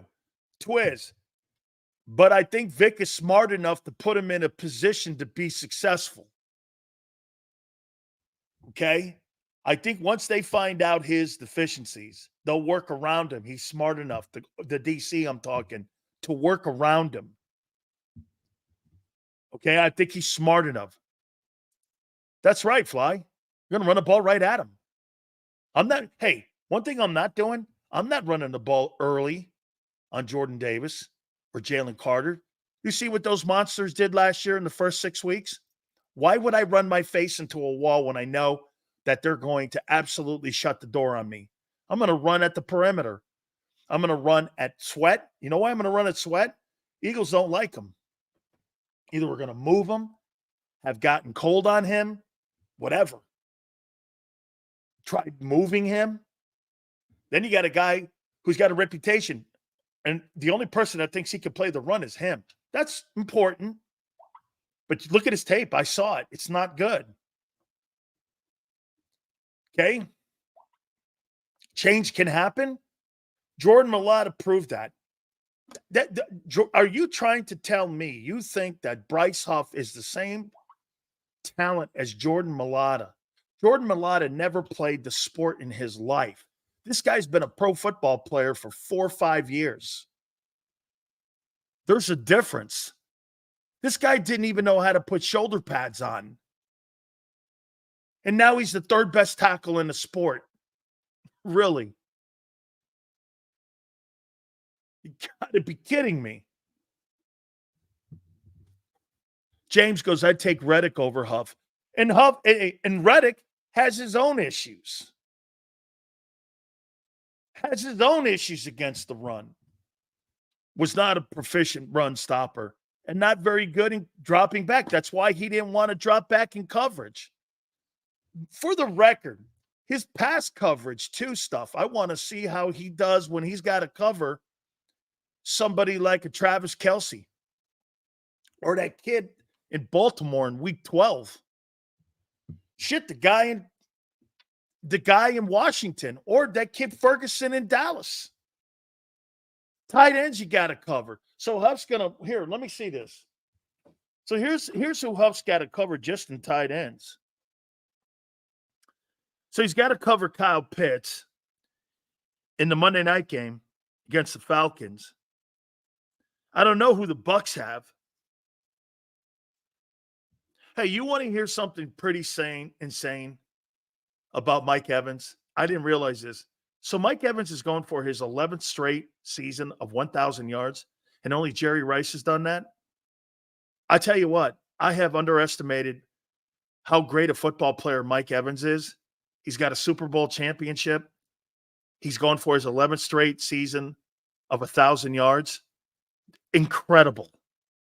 Most underrated wide receiver that has played in the last decade and a half has been Mike Evans. That is unbelievable. I saw that, Prince. 4 years, 212. Dolphins relented and gave it to him. Hey, Jay Brown, unbelievable. 11 straight years he's going for. Only Jerry Rice has done that. So he's gone already a decade of 1,000 yards or more in a season. Insane great. Insane. The Browns have a heck of a tight end. Huff will never cover that guy. The Giants don't have a tight end. The Bengals, I don't believe they have a tight end. I think the Jags have a decent one. The Cowboys, Ferguson's getting better and better. The Commanders guy's getting better. I'm not sure about the Rams. Baltimore's got one of the top tight ends in the league. I'm not sure the Panthers, Steelers. Then it goes back to the NFC East as they finish. So you're not going to have a lot of matchups in tight ends this year when it comes to Huff having to cover. So you kind of got off that Browns game will be tough for them. The Browns one will be. And hey, Loki, Evans is doing it quietly. I cannot believe that he's going for 11th straight years of 1,000 yards. Spinbad says, Sills, we need a DE. I think you need more depth there, and you need another defense interior tackle, in my opinion. Dreamcatcher. Big Sills, you think Cooper DeJean could potentially be starting week 9 or 10 because of his injury? I don't think he'll start at all this year. He may get a starting assignment late in the year, but the best you'll see of Cooper DeJean will be probably in week 14, 15, 16, 17, 18, somewhere down there. Probably, hey, dude, a hamstring injury, which is going to keep you out of reps. So Vic Fangio, you think is just going to put a guy in there who hasn't practiced or played? Never happened. No D coordinator in his right mind would. Who do you think he is, Jalen Ramsey? Now, here's the good thing. When you're young, you heal quicker. So maybe he'll beat the 3. And then you could see him probably in week 8, 6, 5, in there somewhere, coming out of the bye. Okay, listen, if it's 2.5 weeks, you could see him coming out of the bye, starting to get more serious reps. I could see that. Dalton Schultz in Houston's a good football player. I really like him. Bengals have Mike Gesicki. Okay. Well, that's going to be a pretty tough cover. Okay, that's going to be a pretty tough cover. And that's going to be our weakness, covering the tight ends. Absolutely, Matt. Matt, here's going to be the way to attack Vic Fangio's defense. You're going to motion. Why am I if I'm an offense? Okay. How many people in here who said that they should start Isaiah Rodgers and Keely Ringo? Okay. Let's just say I'm Jordan Love and I'm Matt LaFleur. And I already know you're weak at linebacker. Huff can't cover. He can't run. Okay? A narrative on September 6th. These are all narratives. And you're going to go into the game plan. Plus, you're going to take game film out of the last 4 games that Vic Fangio had in Miami. I've got to take the last 4 games of Vic Fangio's defense in Miami, then I'm going to look at what Vic Fangio did when he had all of his healthy players for about 3 or 4 games and what he's going to try to do. Then I'm going to take the Eagles' last 3 or 4 games, and I'm going to see what these guys didn't do on why that epic collapse went down. And I'm going to combine it, and I'm going to filter it out, and I'm going to put a game plan on that. And I'm going to wring that out, and I'm going to attack your edge. I don't feel comfortable attacking Jordan Davis and Jalen Carter, because when I saw those guys early in the year, they were beating people up. And I think they're going to be healthy and young, and they're going to have energy. That I might not want to. I might test it, but that's not something I'm going to be with 750 pounds worth of man. That to me looks like a losing proposition in week 1. Okay? That's not something I'm going to do. To a science, huge deal. See you, Dak. By the way, Sills, you are and should be an inspiration to all the up in the cloud Eagle fans out there. Love the show. Thank you so much, Mikey. I appreciate that, bro. Mikey, I think you had a great week. I really do. Mikey, I think you had a great week, dog. It was really a great week. Okay? But if I'm the Packers, Seals, would you move Jalen Carter around the D-line?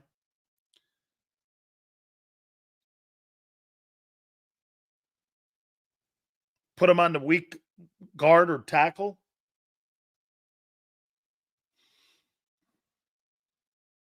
Maybe. Do I think he's good enough? Yeah. Maybe. Maybe a little bit. Let's get him acclimated, though. Let's get him in there. Let him inflict his will on people, and I think he will. But here, if I'm Matt LaFleur, not going to attack him and Jordan. I'm going to go Huff, Nolan. I don't believe you can set the edge with them 2 guys. I'm going into that game. My opinion, you are not going to set the edge. Now, if they put Sweat, I'm running away from Sweat. Okay, I'm running away from Sweat. I'll tell you what I would do. I would put Huff behind Sweat and get me another edge rusher. That's why you should have had Reddick. Reddick on the other side and Huff behind Sweat, playing in a traditional 40 front. You can cover some of the deficiencies when it comes to run stopping. Okay? You've turned me from an idiot fan to a realist. Mikey, that's awesome, dude. Mikey, I think you guys do so many great things. Great.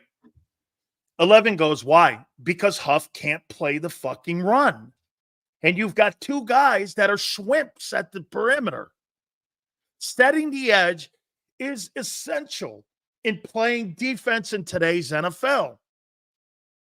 It's not just about running up the middle. If you get wide on teams and you've got 2 guys, Nolan Smith has proven nothing.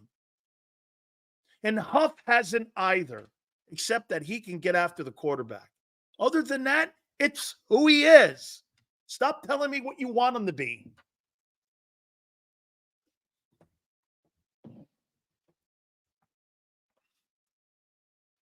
Thanks, Prince. That's why we run at Micah. Roland, amen. Why do you think the Philadelphia Eagles, every time they see Micah Parsons, they line up and run right at that guy? Because they wear his ass out. Dude, every time Micah Parsons plays against Lane Johnson, it's like there's Velcro on Micah Parsons' jersey. They know his weakness. They run right at him. Why in the world would I run away from him so that he can make athletic plays in pursuit against me, or make a play from the backside and hit my quarterback and end my season? I'm going to run right at that fucker because I don't believe he's a physical ball player. I think he's a finesse player. I'm going to run right at him. He gets worn down by the end of the year, and he's proven that. Every year he gets worn down. Every year. He's a non-factor from week 6 on. I think Green Bay beats us, sadly, 41-31. Adjustment game. Hey, remember this, though, Jameson. You lose that opening game, and I think you are losing it, too, to the Packers. That's not going to be an indictment on your season. If you do this and you get all your young players on the field and you end up, let's just say 10-7, but you're playing the best football that you have played all year long going into December, don't you get it? Think about this, Jameson. You can have a record of 10-7 in December, but be playing like a 14-win team. Can you not? Look at Kansas City. They look like an 8-9 win team in the first half of last year with Mahomes. By the end of the year, they look like a 14-win team.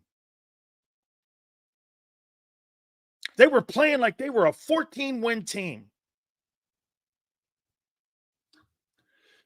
Okay? Dan's negative. I don't think I've been negative at all today. I don't think you have the defensive guys right now to stop Jordan Love and Matt LaFleur in that opening week. I do not believe that. I just got through saying I think you can get better by the end of the year. What negative thing have I said today? One. I say one thing in an hour and 43 minutes, and this guy says that I'm negativity. It's not true. I gave you so many great things that happened this week. Yeah. And Josh Jacobs is on that Packer team. And every time you mention this, Josh Jacobs has had a better career than Barkley. No, he hasn't. Really. You might want that one back too. All right. Okay, Prince. You think they're going to go down there and they're going to beat Green Bay? I don't believe that. Green Bay's defense isn't great either. I saw them kick the shit out of a team that ran you and boat raced you in the Dallas Cowboys. And they boat raced that Cowboy team. Sills is about that business. Constructive criticism never hurt anyone unless you're soft. That's right. I talk to you like Vic Fangio talks to his players. Some of you can't take it. Dude, I've been spoken to like this my entire life. From my grandpa to there was no gray area in my house. It's accountability in my grandpa's house. There's no black or white. There's no gray area. It's black or white. Yin or yang. There's nothing in the middle of my folks. My grandpa raised me. There's nothing. He used to tell me there's nothing in the middle except a hole. There's right and there's wrong. Okay? And you can't dissect right and wrong. You know the difference between right and wrong. The people that dissect it are the ones who are not accountable for their lives. You cannot dissect right and wrong. You just can't. There's no such thing. Sills, I think we'll be better at making adjustments no matter what. Matt, but that's going to take communication skill set that you don't have right now with the young players back there. I'm not saying they can't pick that up fast, Matt, especially if you're drafting intellectual players and smart players, and they're going to be able to comprehend and adjust, and they're going to be able to process that information. That's what you're trying to find out right now. I'm telling you, man, the reason Bradberry's on the team, I don't believe the Eagle management want Bradberry on the team. Vic Fangio's telling them, you can't give me a bunch of guys back there who've never communicated one play in an NFL game. You're going to try to tell me that you want to play Cooper DeJean and you want to play Quinyon Mitchell in the same backfield. That's disastrous. Until they matriculate their game, till you see what they can do, strengths and weaknesses, until you find out. Sitting there basing it on a combine or what they did in college is ridiculous. Cooper DeJean at Iowa and Quinyon Mitchell at Toledo, it stopped on draft night. Stop talking to me about college. It has nothing to do with the Green Bay game. Nothing. Here, they played in zone defenses in college. Okay, they have an understanding of what Vic's structure and scheme is. Perfect. That's why you drafted him. You don't get slapped on the back for finding skill set guys that fit the coordinator's scheme. That's why you draft people like that. But until you put them on the field, sitting here on July 26th and telling me, hey, let's put DeJean and Mitchell on the backfield with Keely Ringo on the other. Matt LaFleur will have a field day with that. And you go, Sills, wait a minute. Kansas City did that. Kansas City had Mahomes. You don't have Mahomes. You don't have a quarterback that can control a clock, throw you out of problems. You don't have that guy. Do you have to understand something that Mahomes gives you that no quarterback in the league gives you? It doesn't matter what the roster looks like. Mahomes is going to keep you in a ball game, whether you have talent on the team or you don't. He's going to win Super Bowls. Dude, that guy is more accountable. You can't pay that guy enough money on what his value is. You think Vic and Howie get along? I do. Right now, July 26th? Yes. Let me tell you one more thing about that comment about Mahomes. They take talent off that roster every year. And the production and the winning doesn't stop. His production is more spread out now. He's a better quarterback since Tyreek Hill left. Plus, you have two sensei. Hey, how much do you think Patrick Mahomes in practice benefits from Steve Spagnuolo being the coordinator on the other side? How much do you think Brady benefited having Belichick on the other side in practice every Monday through Saturday? You think that played a factor in their development? That you had some of the greatest defensive minds of all time? You don't think Jalen Hurts is going to get better seeing multiple disguise coverages and multiple coverages with Vic Fangio, and that's going to make him better? I do. I completely do. I mean, you think Hurts benefits with Fangio? Yeah, absolutely I do.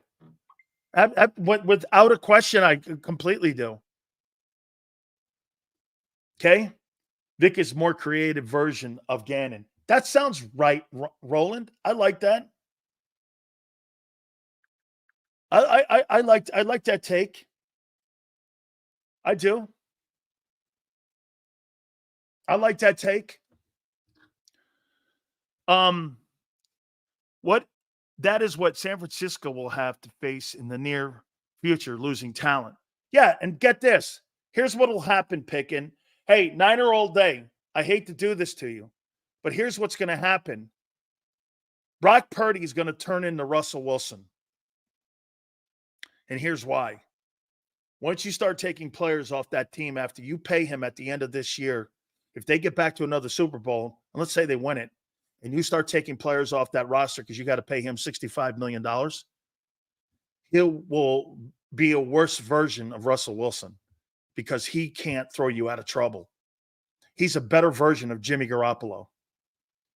And you'll be stuck with that salary and you'll have a Derek Carr situation on your hands and you'll move off him. 2 years after they give that money to him and you start exiting players off that team, he'll revert into being Jimmy Garoppolo. Okay? So, Sills, you're telling me Mahomes wins a Super Bowl without Kelsey? Yeah. Yeah. So you think that tight end? That's like telling me Brady doesn't win Super Bowls without Gronk. It's not true. I actually think Mahomes is more talented than Brady. Oh, I see. Brady's the only one that wins games by himself. Okay? He didn't have Gronk his entire time. I think Gronk won what? 3 of them 6 up there with him. He had Ben Coates and the murderer that he won the other 3 with. What's your point? Oh, I see. Mahomes can't. Okay. They get another tight end in there. Andy Reid is notorious for finding tight ends. He did it in Philly. You think there's any coincidence there's a tight end in Kansas City like there was a tight end in Philly when he was there and no wide receivers? Andy Reid has built a personnel offense around Patrick Mahomes the same way he built it around McNabb. No receivers, tight end. And a back that's efficient like a Westbrook or Pacheco. Are you blind? It's the same setup.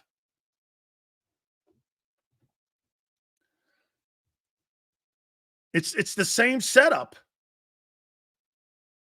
As a former player, can you speak to how Vic sees something in Bradberry, excuse me, that we can't in order for us to win games? Here, Dave, think about this, Dave. The reason he's on the team is because of his knowledge. Okay? He knows more than Ringo. He knows more than Mitchell. He knows multiple disguise coverages that Vic runs. He knows complex defenses. He's not the better player anymore. That's not what I'm saying. Better player doesn't always play. The more knowledgeable player plays. That was the key in New England. Look at all those no-name guys that they had on offense or defensive guys that you didn't even know who the hell they were. Chris Hogan's of the world, finding the Wes Welkers or the Edelmans, Amendolas, all these guys, wasn't because those guys were better than Reggie Wayne, who tried to play up there, or Chad Ochocinco tried playing up there. Why couldn't those guys play? They didn't understand what was being asked of them in their complex offense and Josh McDaniels' offense. So they never played and were never factors. Did you ever wonder why? Reggie Wayne went up there and said, these guys practiced their ass off and I could not pick up their offense. And Reggie Wayne's on the cusp of going to the Hall of Fame. Okay? That's why. So were you trying to tell me Amendola and Edelman are better than Ochocinco and Reggie Wayne? Of course they're not. But they knew where to line up. That's why Bradberry's on your football team. That's why he is in the position he's in. That experience is valuable, I see. That's right. It's the only reason he's on the roster is because Vic doesn't want to go in with all the – get this, if you took Bradberry out, who's the most experienced guy you have in your secondary? Let's take Slay out of the conversation. Take Slay out of the conversation, and if you cut Bradberry today, who would be your most experienced DB? Heading into the Green Bay game. Okay. Avonte Maddox. Mr. Paper Mache himself.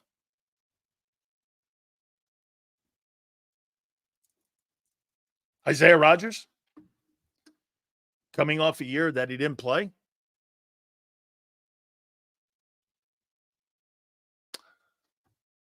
I thought he went up there. I thought Reggie went up there. Let me take a look at that.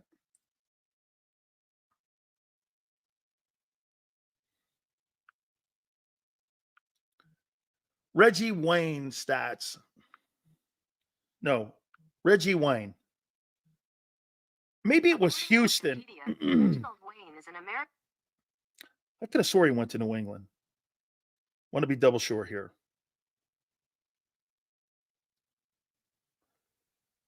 Let's see here. Yeah, Patriots, 15, practice squad. He was in New England. Couldn't make the team.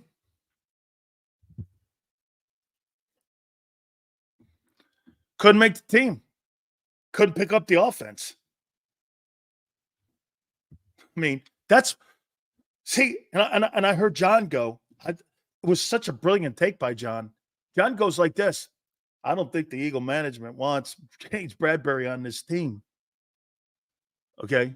Vic does, though.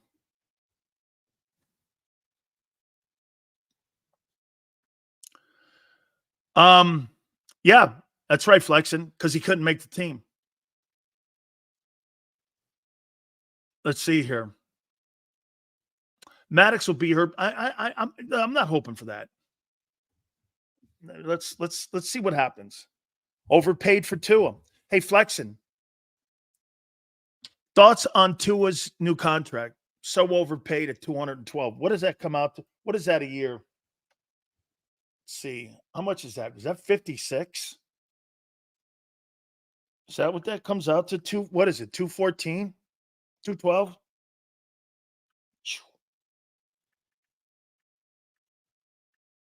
53. They paid him $2 million less than Lawrence and Burrow. Paid him $2 more million than Hurts.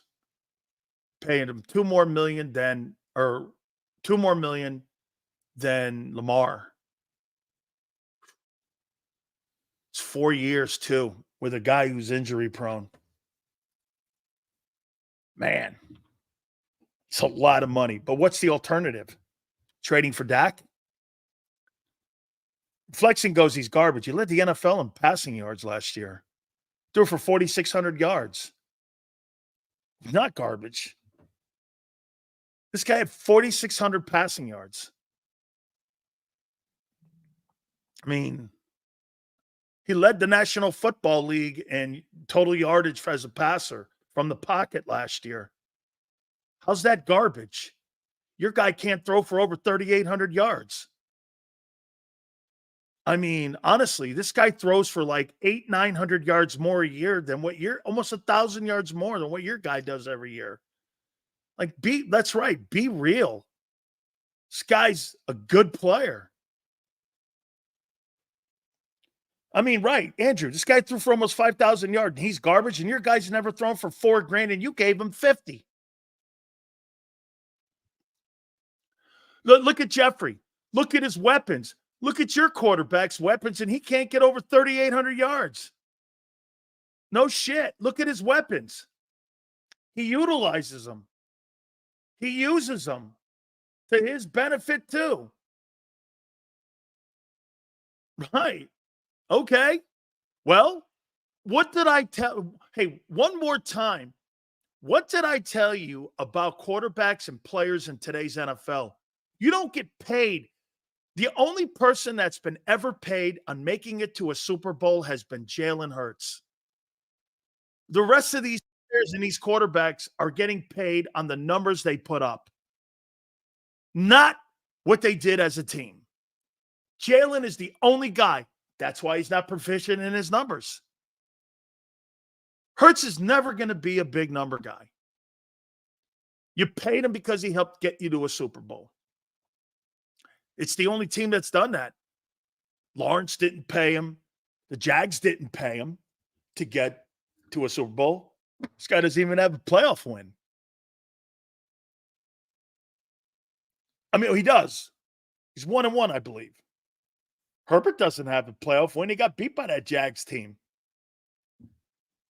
Right? Lamar's 2-4. I mean, want to go down the list? Arizona guy making 46-1. What's he done?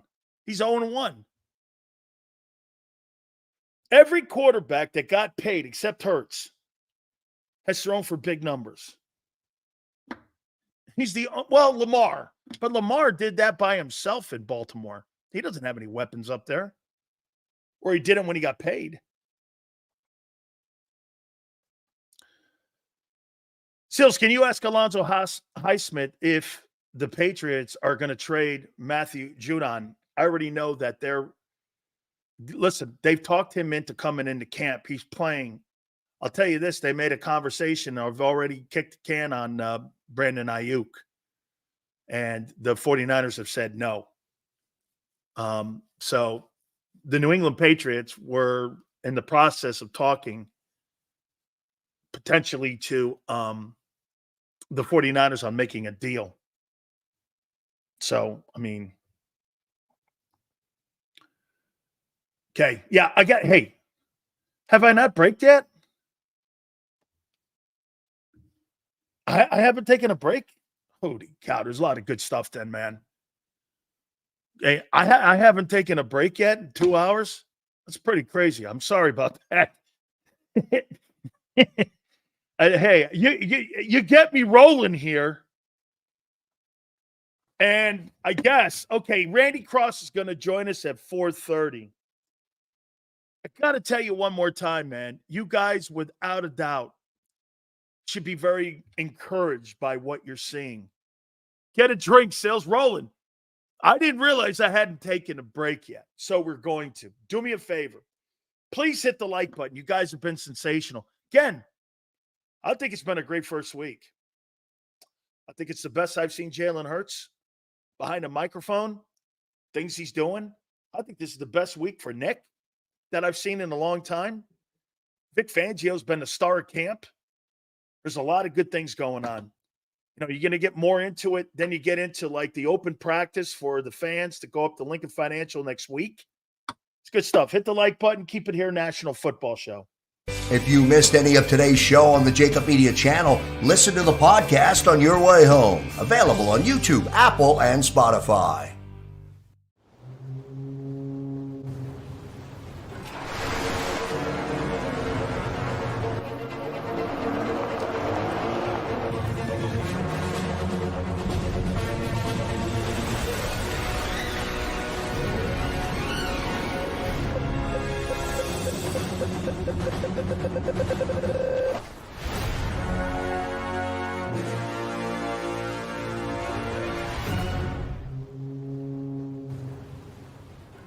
Heading down the shore, have a ball once more. Here, imaginations run wild and time stands still. Because here, you can find the best of the Jersey Shore, all on one 5-mile island. So leave the old you behind and get lost in the woods. Wild, wild, wildwood day. Plan your stay in the Wildwoods today. They're carving them up and good play calling along the way. First and goal at the 6.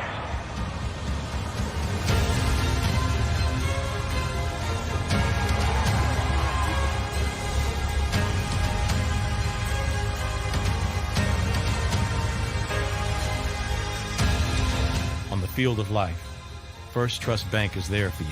Champions on 3. 1, 2, 3. Because Philadelphia dreams deserve a Philadelphia bank. Win and save this baseball season from Colony Pools and Power Washing, a local company serving Delaware, Delco, and Chester County since 1970. Are you tired of looking at your green house? Is your roof, siding, deck stained green from algae and mold? Let the experts pressure wash your home and take the pressure off of you. Win with Colony Pools and Power Washing. Call them now at 302-762-2250. That's 302-762-2250.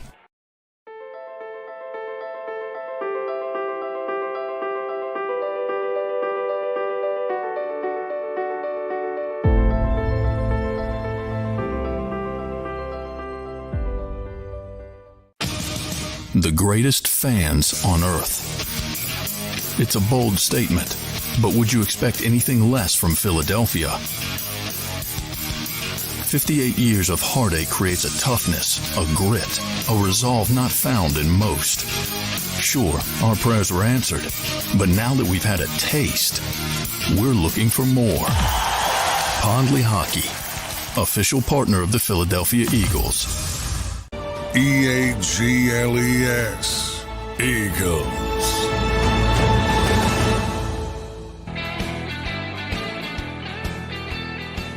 Big Sills National Football Show. Randy Cross, bottom of the hour. Please hit the like button. You guys have been great. We're trying to get to 200 likes. We got there yesterday, and we split the show up, and you guys were sensational. I am hearing Quinyon Mitchell in the slot. I am. And that's a good thing. They're trying to ease him into the defense. Why do you think Vic Fangio's playing him in the slot? Why do you actually believe that he's going to be a slot defensive back in his Eagle career? No. Why would you put him there? Why would you put Quinyon Mitchell in the slot in practice during training camp? You guys have any idea? Thank you, Wayne. I hit the like button. How about you? Hey, way to go, Wayne. Thank you, my friend. Eventually take the job from Slay. Think about it. Why would you put Quinyon Mitchell? Get playing time? I don't really think his future's in the slot. He wants him to learn every position on the defense. That's a good one. Yep, I'll say that one there, Jeffrey. Different packages. That, absolutely. Excellent. Help him build his versatility. Guys, competition, it's all good. When I'm in the slot, where am I on the field in the secondary? I'm in the middle of the field. What am I hearing? Communication from across the field. I'm hearing the right corner, corner one, going to the free and strong, to the slot. Then I hear the other corner two echoing back and forth. You're learning communication on how you guys all talk. You hear more of it and all of it in the middle of the field.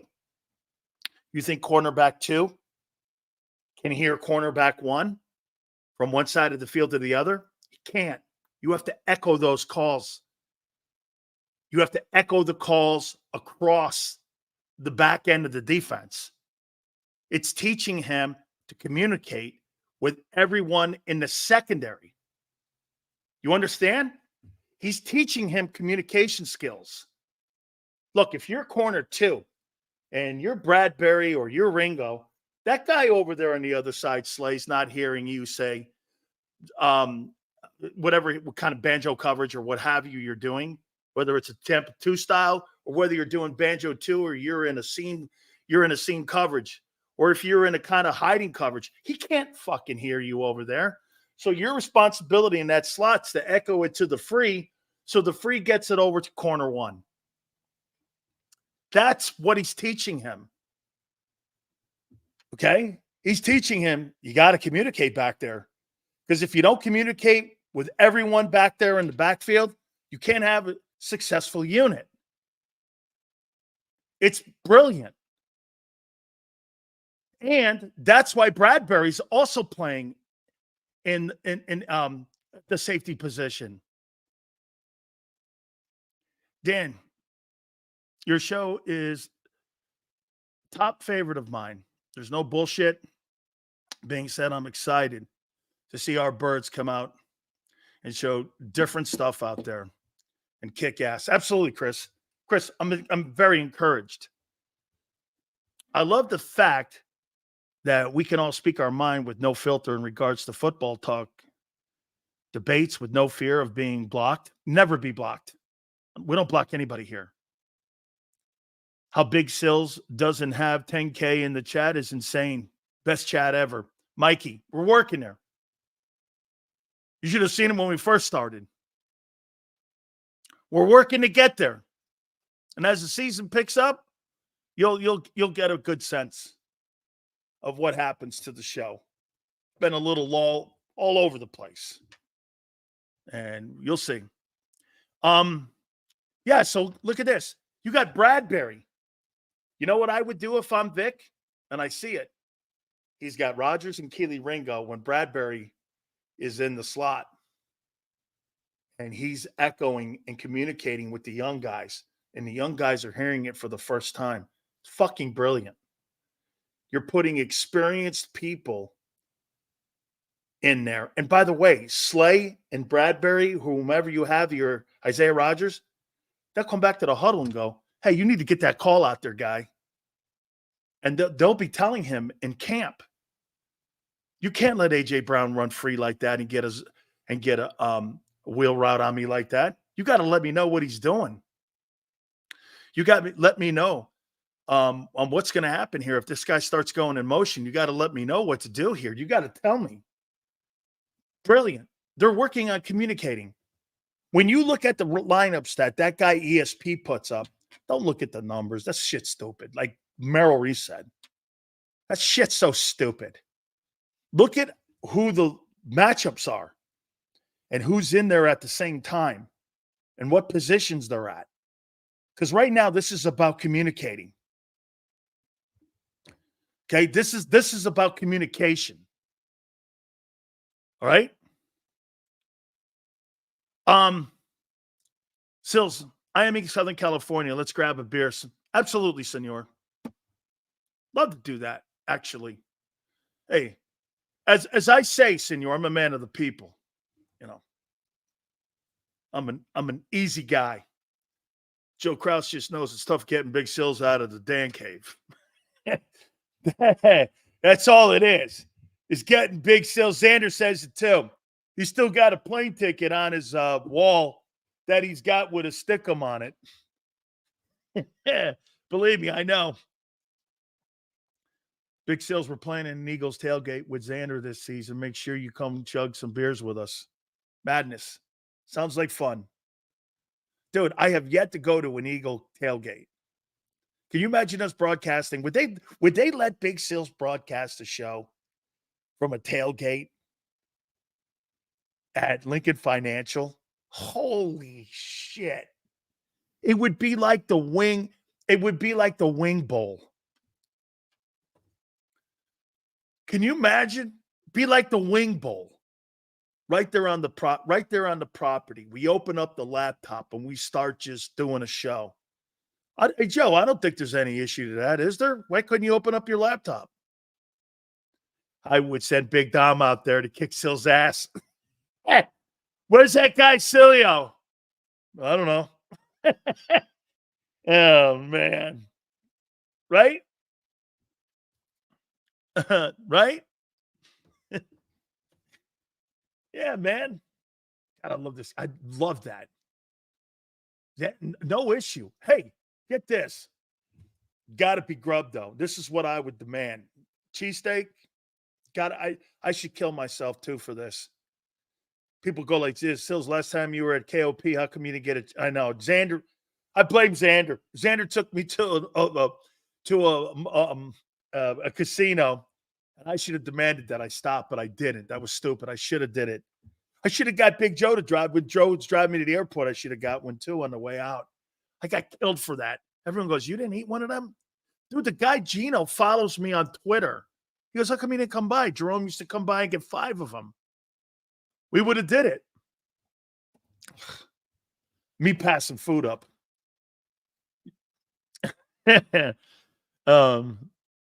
Say it like you mean it. Don't be scared. Shut up, James Jones. I like it. My brother-in-law, Zach Ronaldo, used to play for the Flyers. I went to the Eagles tailgate with all the Flyer players. And it was awesome. Threw the ball. The guys, oh, my God, you're kidding me. What a really great time. You know who else follows me on Twitter? Is Bernie Perrant. I used to get Bernie on my program, my sports talk show in Tampa all the time. And him and Bobby Clark would come on. And I told you, Ed Snyder, too, and I were great friends. I'd never seen more Flyer fans. Hey, Mikey, more Flyer fans in Tampa than I think Red Wing fans, Ranger fans are probably right there with you guys. Red Wing fans, too. Canadian fans travel down to Tampa. But those Flyer fans, they used to go to the Cow Palace. 62,000. I think the biggest crowd that they've ever had was a Flyers Lightning game. And it was maybe at the Trop. They had like 62,000 fans. I'm telling you. And I've told you, some of you guys, this before. You know that rule that they have in the arena now? Hey, Joe, Xander, you'll love this. That you can't wear Flyer gear or any other gear for a Tampa Bay Lightning game because of what the Flyer fans used to do.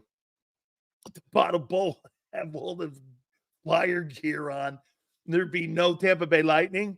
You can't wear any opposing gear down there in the lower bowl. It's like in Yankee Stadium. They don't let you wear other gear down there in the first and third base lines. They changed that rule because of the Flyer fans. It's true. I was on the air down there when they did that.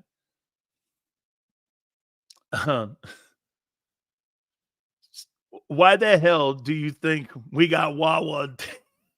Frank. Hey, Frank, I'm going to give you a little hint on something. I get the Wawa, but don't eat the pizza from that joint. It's terrible. They try to make pizza.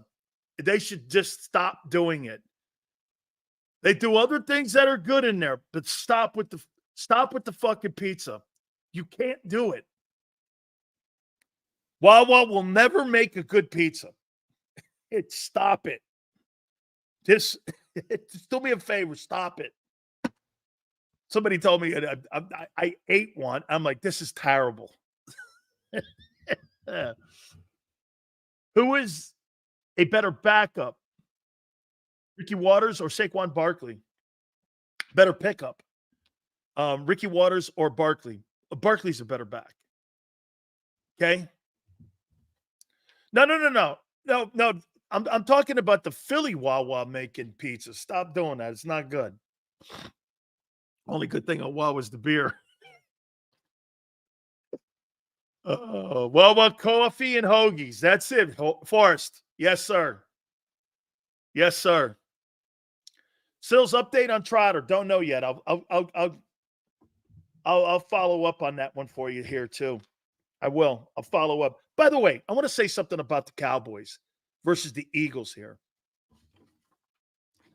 Eagles have had a great week. Cowboys have had a shit week.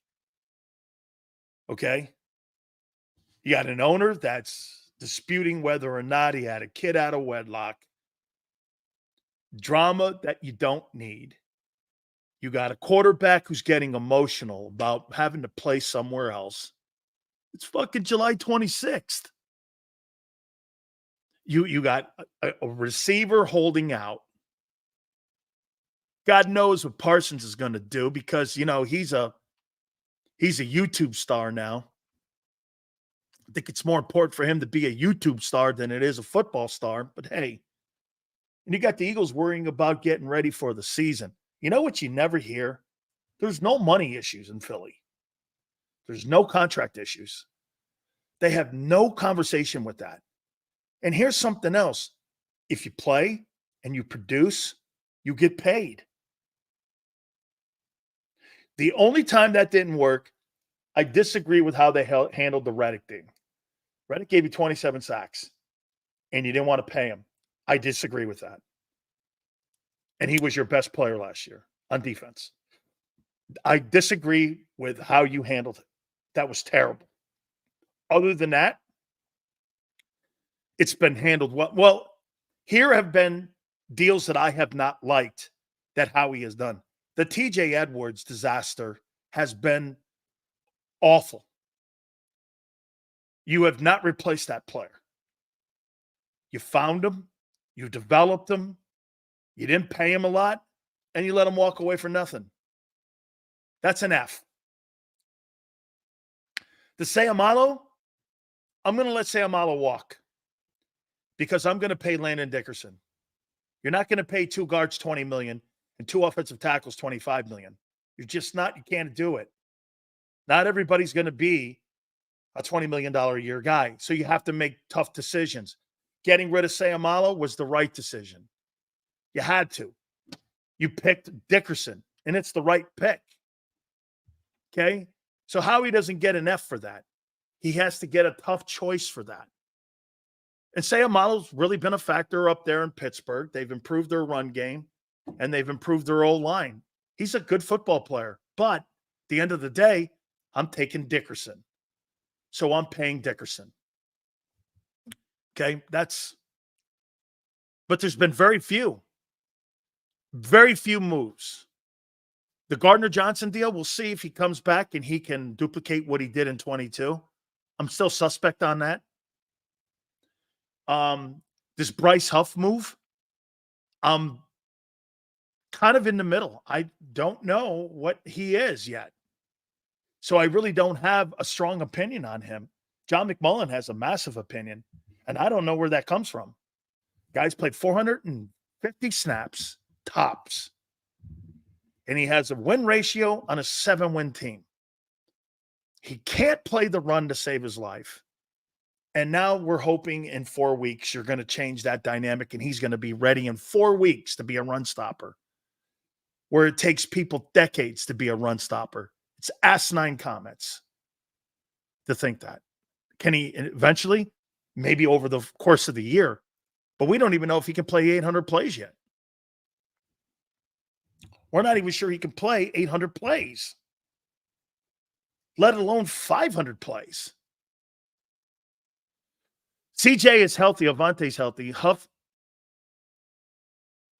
can be handful full-time reps. Great. Can he handle full-time reps? Question marks. Everywhere. But potential.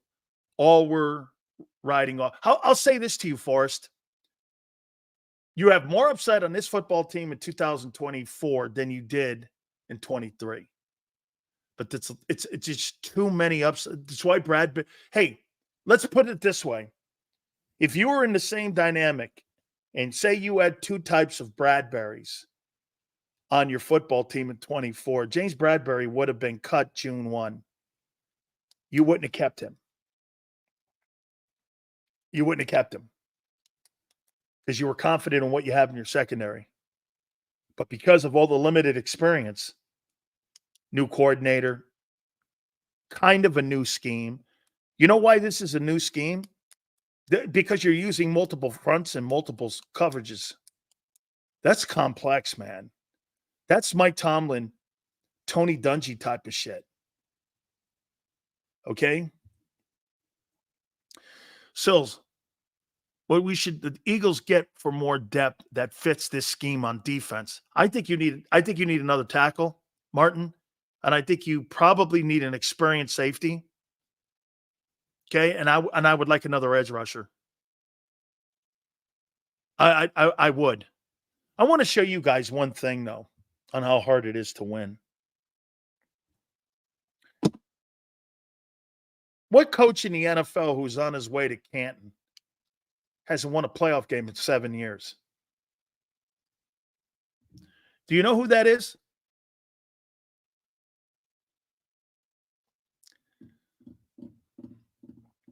Hasn't won a playoff game in 7 years.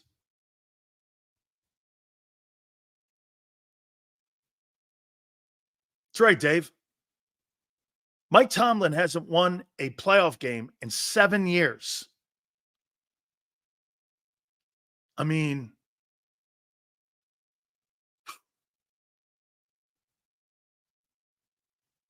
seven years. Tomlin hasn't won. And I think a lot of Mike Tomlin. Shows you how hard it is to win in this league. Tomlin has a losing record in the postseason. And he's probably going to get consideration for the NFL most prestigious honor, and that's to be a Hall of Famer. Hey, Sills, then how does he keep his job then? It's just confusing for me. Because there's a new standard in Pittsburgh. They've lowered it. Now it's about not having losing seasons instead of winning Lombardi trophies. Look at how much they've lowered the standard for Mike. The standard in Pittsburgh shouldn't be whether you don't have losing seasons. Just like Belichick's career. Belichick, his last 3 seasons in New England were pretty much a train wreck. So he delivered 6 Super Bowls. I don't care about those years. I could care less. The standard in New England, he said it. You think I'm going to remember Bill Belichick by the final 3 years in New England when every coach on the planet runs out of gas, including Don Shula? Bill Cowher? George Halas? Every one of those guys? You think I'm going to remember that? Absolutely not. I'm going to remember the massive winning. Now, is that a good look on a resume in your eyes? Postseason record under 500, has a Super Bowl team that he won early. You could make the argument that they were Cowher's roster. Dude, 17 consecutive years of not losing. In my opinion, Martin, he's a little bit better than Marty Schottenheimer. Marty Schottenheimer, 24 years of coaching in the NFL. He's fourth all-time in wins with 206. I don't believe he's had a losing season in 24 years of coaching. But he was 4-14 in the postseason. What's the difference? Tomlin's won Super Bowl ring? Okay. He's under 500. And that guy in 23 years never had a losing season. Let me take a look at that. I want to double check if Marty's ever had a losing year. Because Marty Schottenheimer's won 200 games. He's won more games than Chuck Noll. I mean, he's considered one of the greatest. Marty Schottenheimer. Let's take a look in here. Marty may have had one. May have had one losing season. Coaching record. Let's take a look at that. 94, no. 85, no. No. 98. Thank you. Who said 98? 7-9. He had one. Oh, San Diego, he had an 03. So get this. Marty Schottenheimer in his 1, 2, 3, 4, 5, 6, 7, 8, 9, 10, 11, 12, 13, 14, 15, 16, 17, 18, 19, 20, 21, 22 years, had 3 losing seasons. What's the difference between him and Mike Tomlin? Tomlin, 23 years he's been coaching. And he's won 200-plus games. Marty was a heck of a coach, man. Yeah, I remember that year. He was with the Redskins. Started out that year 7-0, and they missed the playoffs. They had a complete meltdown. Okay? I can imagine Seals back in the day with the U. I'm a lot calmer today than I was then. You know, I'll tell you this. Building these football teams today, it really does come down to great ownership. It comes down to general managers. It comes down to player accountability. And plus, back in the day, you didn't really have to deal with salary cap. So if you had good players, you were able and afforded the ability to be able to keep them around longer. But it also led to this, that you had to be able to draft players. And the draft was more important back when Randy Cross played than when you look at today's NFL. You can move off a kid now because there's a set salary. Back then, you had to die with that guy on the vine because free agency wasn't prevalent back then. During Randy Cross's days, I'm trying to think when Randy was there, what free agent did they have on those teams that won those Super Bowls that they brought in that helped them win a Super Bowl? I'm trying to think the O-line. Sapolo, Harris Barton. Those guys were all homegrown guys. Randy,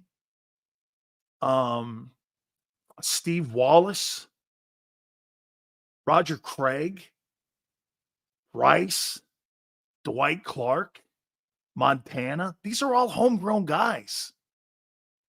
On the defensive side, I think you had Hacksaw, maybe was a Ram, maybe more on that side of the ball. They brought some guys in. But let's bring our friend in from CBS Sports, our good friend Randy Cross. Randy, those teams that you had back then, you didn't really have guys that you brought in off the street. They were more dudes that were homegrown guys, weren't they? Yeah, especially on the offensive side of the ball.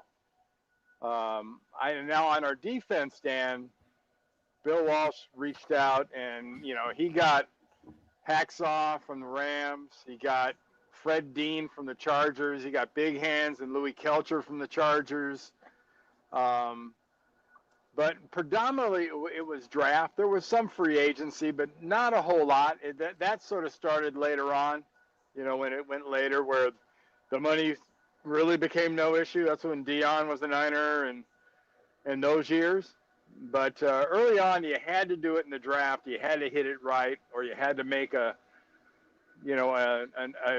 true free agent, a guy that had been cut by a pro team and then picked up, which we did several times. I know Charlie Young, who the Rams didn't want anymore as a tight end, was probably the most impactful guy we got that, came from another team on the offensive side.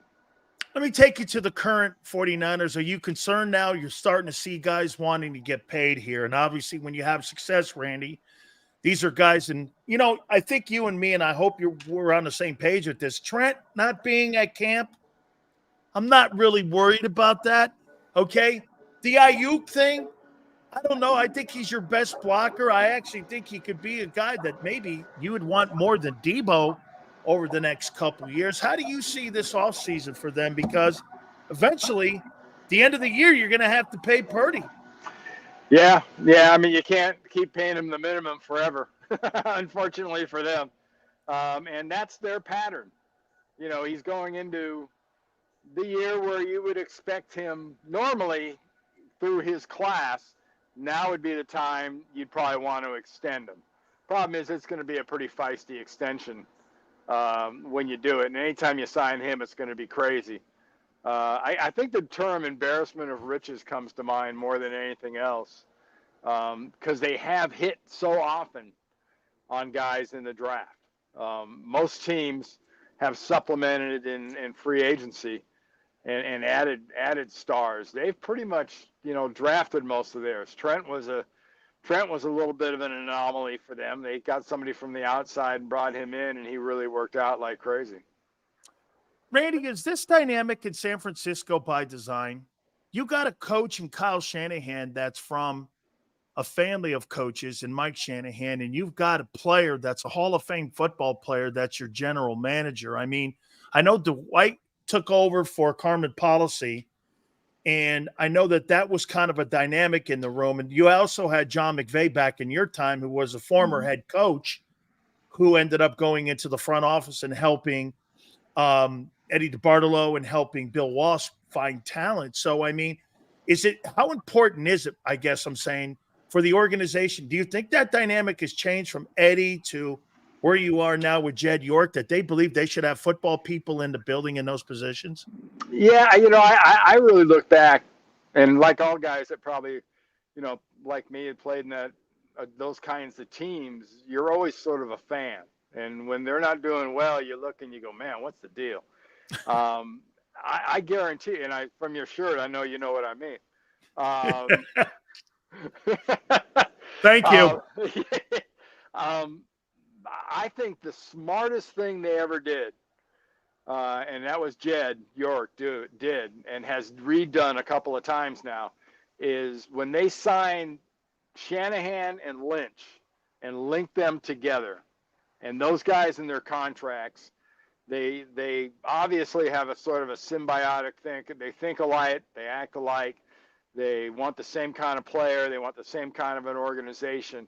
And you look back or look around the league, how many groups like that can you really point out? I think that's one of the things that makes them unique. And I think as long as that dynamic stays together and they stay like that, they'll stay hard to beat, because they'll always find the talent they want. They'll always find the coach they want, because of that general manager and that head coach being on the same page. Do you think Kyle Shanahan's on the hot seat at all in any way? I don't think so, realistically. I do believe they're getting back to we've discussed this before. The hardest thing about having a consistently winning organization is the sort of the tear rate. of being able to say, okay, I'm committing to, I want to win. And when I say win, I want to win it all. And I always want to win it all every single year. And I don't care what everybody says around the league. Oh, we all do. My ass. All 32 teams, that isn't their goal because they don't know what they're doing. They've never been there, majority of them. But when you're in an organization where your goal is to win, anytime you don't win, it's a failure. And it started with Jed's uncle, Eddie. And that's a lot of tension around an organization. And it was in our day. I'm sure it is now. And that just sort of goes with the territory. To me, it's similar to Ryan Day at Ohio State. I did an interview earlier today, and somebody said, is he on the hot seat? I said, well, he's got the best record in college football, but he ain't beat Michigan lately. So the answer would be yes. Ask Lloyd Carr about that. So I guess you'd have to say the seat's getting kind of warm if you keep getting back there and you don't win at all. Randy, help people out, help Eagle fans out, help Niner fans out, and tell us a little bit. And I wanted to ask you this, and it came to me after the last time you were on a couple weeks ago. When you go and you're fighting to win back-to-back championships, and then you're looking for that third title, how is it, and what did Bill do for you guys to make you have that muscle memory where you didn't realize what you had done the year before, or that carried over into the next year? Because the Eagles affected them last year. They ran out of gas. Now you're watching something in Kansas City that potentially could be something for the first time since those Lombardi teams. You guys were in a position to win 3 in a row. You've had the Broncos with a position to win 3 in a row. The Patriots had a shot to win 3 in a row. Why do you think that's so impossible to win back-to-back titles, let alone try to win 3? What's the one thing you have to fight? Well, I don't mean to go all Star Wars on you, but you kind of need a mind wipe every year at the end of the season. How did you do that? How did you not? I went to Maui for 2 weeks.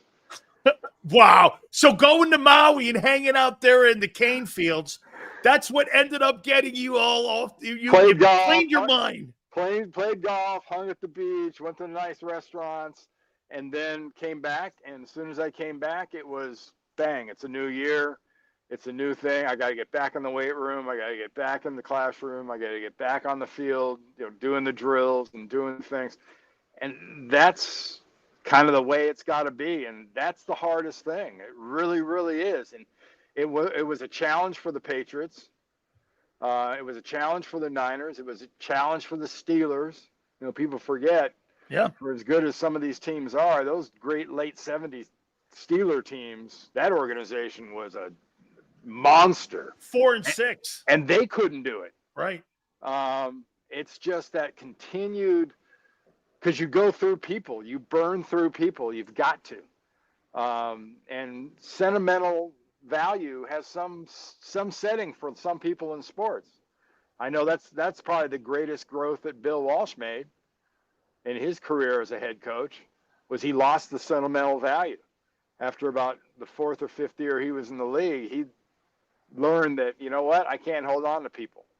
Just because I like guys doesn't mean I got to keep them.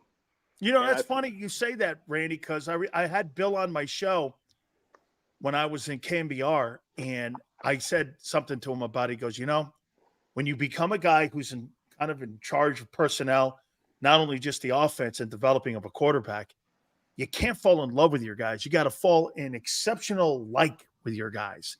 You just can't fall in love with them because you've got to sacrifice, as you say, for the betterment of the roster.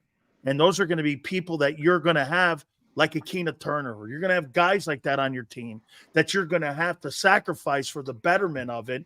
That's why there's so few of them. But Randy, you're a guy with 3. I think Keenan, Lott, I think Joe. I think there's like 5 or 6 of those guys that have only 4 rings. That have won 4 rings of the 5. Yeah. And it just doesn't happen, And Joe is the best example.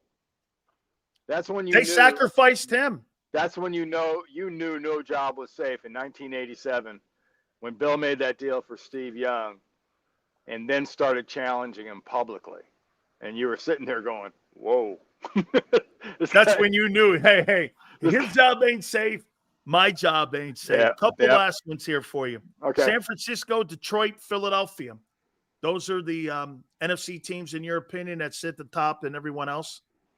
Yeah, I think I don't mean to go all Stephen A on you, but I mean, I think Dallas has the talent to be in that group.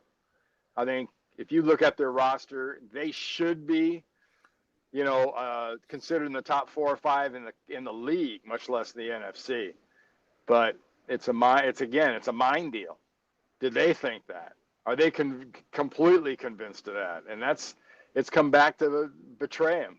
They've shown softness in spots and at times that you don't really expect sometimes out of a truly talented, truly dominant style team. But I put Dallas right there with any of them in the NFC. Randy, you said something the last time you were on, and now I was listening to Cam Jurgens, who's now going from guard to center. Now, he played center in college. I didn't realize you were a guard the first part of your career. Then you moved to center. When I played, it's actually the opposite. I played guard and center in college. Then I played center my first 2.5 years, and then McKittrick and Walsh moved me to guard, and I was there for 9.5. I played against you though in '87 when you were a center. I had just been moved to center. Fred Quillen blew his knee out maybe a week or two before that, and they slid me over and put Guy at right guard. Let me ask you about that transition then. You got a guy you got Jason Kelsey now moving out, who's been there 13, 14 years. Now you're putting Cam Jurgens in there, and you got a team that struggled last year with the quarterback seeing blitz. You got a new coordinator in Kellen Moore. What's the one thing that they have to work on this camp? Cam Jurgens, Jalen Hurts, maybe even the rest of the collective group. Is it communication? Is that going to be the key component when you make that transition? Because the quarterback struggled mightily last year. How do you prepare for that for a guy that's got to write that? Because that was one of the deficiencies on his team last year. Well, I'll tell you what, Dan, I think if I'm the quarterback, if I'm Jalen, I've got a doubt, right back here. Because I know my A gaps aren't 100% until I play the Niners, until I play the Cowboys, until I play the Chiefs, until I play the big dogs. And I'm good inside, I won't know if I'm good inside. And I'll always be ready to get the hell out and run. It's a great so you think all the talk that they're talking about with communication, this thing's irrelevant right now until you get in that Green Bay game on September 6th. Yeah, I think if you watch Eagles football over the last decade and seeing how good Kelsey is, and that fan base and that football team's taken for granted things that guy could do. And just saying, okay, I'll slide this guy over and he'll do the same stuff. If he's being honest with himself, even he would tell you, I'm not Kelsey right now because I haven't played the position like he did for as long as he did. Because he did things, moving people and just being able to use his hands and the position itself that guys just don't normally do. I tell people this, when you got a new center in there, and I did this to Stepnoski, bull rush him. See if you can get that ball up. Because one of the things he struggled with early, because he went from guard to center, was that he couldn't get that football up. And Rafferty was trying to help him when I was there, and they kept going, that's great. What I would do is I'd pin your hand, and I'd hit the hand for you to be able to get that ball up. And you had to kind of play a game with it, if you know what I'm saying. So, I mean, when you play against some of these guys out there, I think they're going to threaten and they're going to challenge him right out of the gate to see if he's going to be able to get that ball up to that quarterback. Yeah, and there's nothing, Dan, that bothers a quarterback more than A-gap pressure. I mean, that is the worst because there's no setting up. There's no solid front to your pocket. and you're constantly bailing. You're constantly in rollout sprint mode at that point. If you can't protect your A gap, you might as well waggle and boot and everything else. But yeah, I think that's true. I think that's the first challenge he's going to have. But look at the D tackles in Philadelphia. You don't think he doesn't see a little bull rush in practice? Oh, yeah. Great point. You got Jordan Davis and you got Jalen Carter in there. Yeah. You got 750 pounds exactly. of dudes in there, man. I'll tell you, it's really a great take, because if you're Jeff Stoutland, right, you're probably telling him bull rush him. Oh, good. I'm telling, it's preseason. First day they put the pads on. You go, the O-line coach goes into the D-line meeting and says, I want you to kick his ass. I want you to come after my center. And while you're doing it, come after my guards and push him back into the guards. Make them support him. And if I can do that, then I know I have a problem. If they can't do that, I feel pretty good. Absolutely. Again, I want to sneak this one in here on you on Andy Reid. Andy Reid is a product of Mike Holmgren, who's a product of the West Coast offense, who was an offensive coordinator in San Francisco, who learned all his stuff. Obviously, him and Shanahan, Mike, from Bill Walsh. When you see Andy Reid, do you see Bill Walsh when he calls plays on the sidelines, or is it completely different because he's a West Coast guy? I know that things get modified in today's NFL. It's a lot different, but do you see the same guy when you see Andy Reid? Do you see a lot of similarities between him and Walsh? Like Bill, when they're on a roll, and like Mike Shanahan, and at times like Kyle when they're play calling, it's almost like the difference between a normal chessboard and that 3-tiered vertical chessboard. They're on 3-tiered vertical chessboards, and they're making moves from the top layer to the third layer, from the second layer to the top to the bottom. They're doing that in their minds, and they're 2 or 3 plays ahead of the other guy. And when you're watching it and they're in that rhythm, it's a beautiful thing. And Andy's got that ability, and that's unusual. But when you're sitting, even as a fan, you can sit and watch a game and you go, man, that dude's got his stuff together. He is just, he's in the mind of the defensive coordinator. He's in the mind of the other guys. And that's what Andy can do. And that's something he had in common with all those guys. I've been given a list of names on guys, and I'm on this panel of the Pro Football Hall of Fame, and they ask us to put some guys like Dennis Hara I have on there, and I have you and Roger Craig also on there. And I got asked the question from Jared Bell from USA Today, why those guys from the Niners? And I said, well, someone blocked for Rice in Montana. I mean, wasn't just those perimeter guys. Harris Barton, you probably in the conversation there with you, but I thought you were more of the beginning of the antithesis of building it, because you guys played that game in Detroit. No one thought you'd win that Super Bowl. Shit, no one thought you'd get there. You guys have won 4 something like that games before, the year before or something like that. You guys had a losing season the year before. Well, we had back-to-back 2-14s and then a 6-10, and then we went 16-3. And then the next year, you guys go to Detroit and you beat that team 21 or 28-21 or something like that in Detroit, 26-21, and you win that Super Bowl, and it was on the way. And I said about Roger Craig, I go, well, Roger Craig is what the NFL looks like today in Alvin Kamara, Christian McCaffrey. I go, when I watch McCaffrey play, I think of Roger Craig. Yeah. I mean, I don't see anything different from McCaffrey. Do I think McCaffrey's a better inside runner than Craig? No. Do I think he's a better pass catcher? I don't know. They're about the same. Roger Craig was a great football player. Do you think Roger's a Hall of Famer? To me, yeah. The criteria to me, especially for skill guys, is can you write the history of the league without mentioning them? And there was never an offensive a back in the league like Roger that had his tools and the way he threatened defenses until he got there. Then there were some guys afterwards over the course of a decade or two. And now it's kind of everybody's got one of those because they've been trained that way. But, yeah, I definitely think Roger Craig. Dennis Harry, you mentioned him. I think he's a good one. Kent Hill. Yep. The other guard for the Rams was an amazing football player. But, yeah, I know. We've had this conversation before. I'm not sure if most of the people that vote on that on that committee you're on, or even on the voters in general, even most of them probably think I was a center most of my career. I do. I identify the narrative on you. I thought always was senator. I never thought you were a guard. I made a Miller Lite commercial. That was the center part. I mean, 9.5 years. I was all pro. I was all NFC. I was Pro Bowl and all, but all that was at guard. I never did it at center.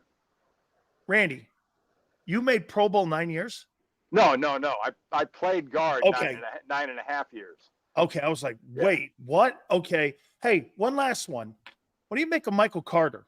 I mean, yeah, I thought Michael Carter was the best nose in the league during that era of nose guards. I mean, if you go back and you look at the guys who were the most dominant nose guards at the time, I mean, Bob Gullick was a guy that was probably in that conversation. Mm-hmm. But Michael Carter, man, I mean, if you had to pick the nose, and the 34 was a predominant defense, Lawrence Taylor played it. Burt was good. Yeah. Burt actually, I think, took over for Michael Carter after Carter retired. But, I mean, he's a silver medalist in the Olympics. He's a Super Bowl champion. I mean, you played against him in practice. What was your take on Michael Carter?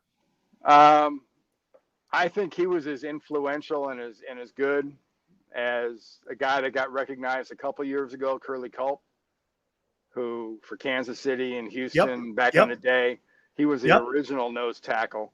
And Michael had that type of influence. You know, you go back, you ask Jay Hilgenberg, you ask Oates, you ask Bostic, you ask all those Ken guys, Hull, Rich Saul, Ken Hull, Dennis Hare. You ask those guys what blocking Michael Carter was like, and we had to see him in practice every day. So that was also a barrel of fun. Hey, Randy, at the Penn relays, I go over and I pick up shot. You know, I throw the shot and I'm like, I get 63 feet, 62, and I'm like, holy shit, I got a shot to win this thing. Michael Carter just threw it only 61. So I go over, pick his shot up, and I go, wait a minute. This guy threw 61 and a half with 16. With 16. Mine's a 12. I went like this. Look, I dropped it and went like this, and I turned. We became friends ever since then. I go like this. Holy shit, he threw a 16-pound shot, 61.5. I have a 12-pound shot, and I threw a 63. This guy threw it 80 feet. Michael Carter has the equivalent to Bob Beeman's long jump record in high school shot put, because it's so far past what anybody – I mean, there's guys that have thrown 74, 75, but he threw it 81 feet. In high school. That's absurd. That was 14 and a half feet, or 14 feet further than me. I only threw it 67. Randy, I picked the shot up and I went, okay, I was beat already. I was like, okay, we're fighting for second and third here. That's Michael. Randy, great stuff, my friend. I so appreciate it. Thank you. Appreciate it. You bet. Our good friend Randy Cross, the owner of 3 Super Bowls, and obviously, too, works for CBS Sports, and we will get him on during the college football season. Yeah, Michael Carter was such a good – by the way, his daughter ended up winning the Olympic gold medal as well. So, yeah. You have a rookie center versus Jalen Carter and Davis and a rookie tackle O-line. Hey, it's a good take. If I'm Jeff Stoutland, I am telling Jordan Davis, run Cam Jurgens over. First day of pads, run him over. Let's see what he does. Forrest Hill says Eagles defense is still a work in progress. It is. No team can address everything sufficiently in one offseason. Well, that's right, Forrest. That's what my contention has been this entire offseason. If you think your football team is going to be a Super Bowl contender and you have to fix that entire side of the ball, it's a work in progress. I agree. And that's why I'm still suspect. Twiz, the Eagles have to get more depth. Summer Olympics now, U.S. boxing. Oh, yeah, tonight's opening ceremonies. I can't wait. Oh, I didn't know that. Hey, Sills, Dwight Hicks was a free agent? I love Dwight Hicks. Dwight Hicks, a good man. Absolutely good man. His brother played with me at the University of Miami. Jason Hicks. He played at UM. So I knew Dwight. Big Seals, the fact that Cam Jurgens is getting and going against Jalen Carter is great, isn't it? Totally great. Dude, if you can get your hands up and you can block Jordan Davis, you can block anybody in the league. Absolutely. We address cornerback safety some. DT needs depth. DE needs depth. Linebackers, we already know Howie never gives us superior talent. They're just Band-Aids. And Forrest, you're right when you say you addressed it. You're right. You addressed it. No question about it here. Yeah, especially, Carter more so going against Tyler Steen is the thing that I want him to give a well. Dude, it's really a great lesson. They're going to get more out of Jordan Davis and Jalen Carter in practice than they are in games. You're going to see game reps if you're Cam Jurgens. But to me, going against Jordan Davis and Jalen Carter in practice, shit, that's sensational. And Randy Cross is right. Line them up and give them a workout. Steen's going to be tested by Jalen Carter. But like I said earlier in the show, if you could block that guy 50% of the time, you'll make the all-pro team. Says, I think the Eagles pick up an edge rusher within the next 2 weeks. I saw Yannick floating around, and I think I saw him in Miami. I thought I saw him in Carolina. Somebody else worked him out. I think he's looking for an opportunity now. So I don't know what that is and where he potentially could play. But I don't believe, and I think he was down in Miami.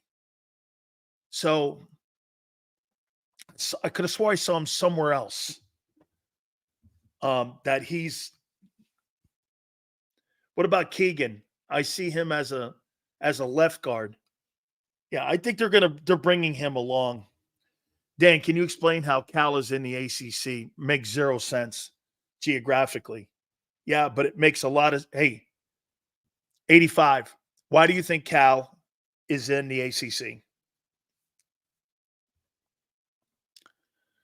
Cal, why do you think, or 85, why do you think Cal's in the ACC? It's one reason. Okay, well, yeah, money, of course, but why? What gives them the money? Why do you think Cal is in the Atlantic Coast Conference? Why do you think SMU is in the ACC? Why do you think Stanford is in the ACC? Brother Hannibal, San Francisco and Dallas markets. Slager, right on. Who gives a shit if Cal has to travel on an airplane across the country? I get the San Francisco TV market, the number 3 market in the country, and I get the Dallas market, TV market, which is a rabid sports market. So you gave me San Francisco, and you gave me, and plus 2 dynamic schools, plus their sports programs are insane. Okay, Stanford's football program is okay, but the rest of their programs are sensational. And the endowment that they have. But you have the San Francisco television market, and you have the Dallas television market. And, 85, I know.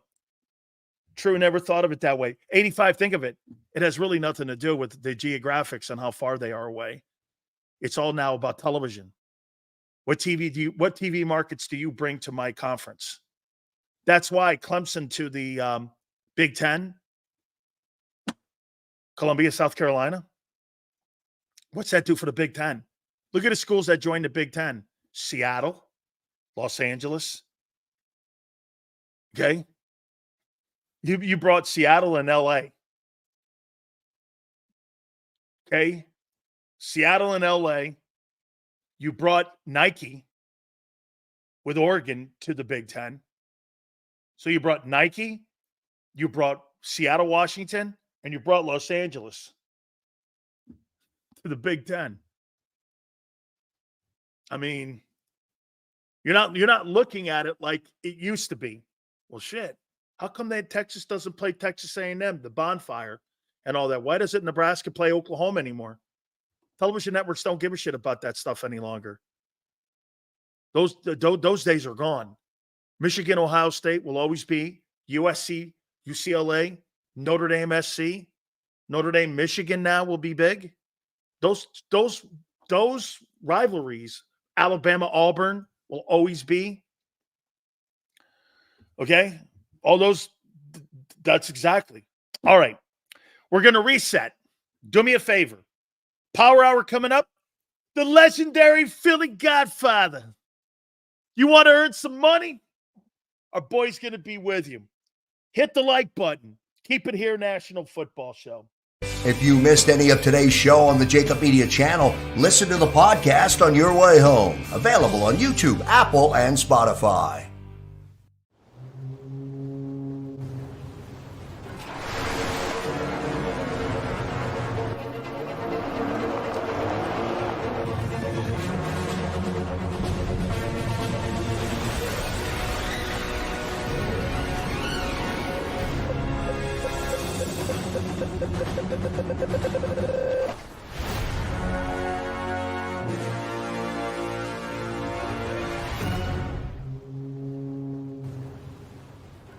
Heading down the shore. Have a ball once more. Here, imaginations run wild and time stands still. Because here, you can find the best of the Jersey Shore, all on one 5-mile island. So leave the old you behind and get lost in the woods. Wild, wild, wildwood days. Plan your stay in the Wildwoods today.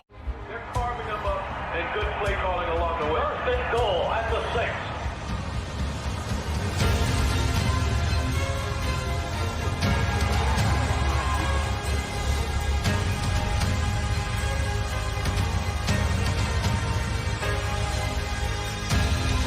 On the field of life, First Trust Bank is there for you. Champions on 3. 1, 2, 3. Because Philadelphia dreams deserve a Philadelphia bank. Win and save this baseball season from Colony Pools and Power Washing, a local company serving Delaware, Delco, and Chester County since 1970. Are you tired of looking at your green house? Is your roof, siding, deck stained green from algae and mold? Let the experts pressure wash your home and take the pressure off of you. Win with Colony Pools and Power Washing. Call them now at 302-762-2250. That's 302-762-2250.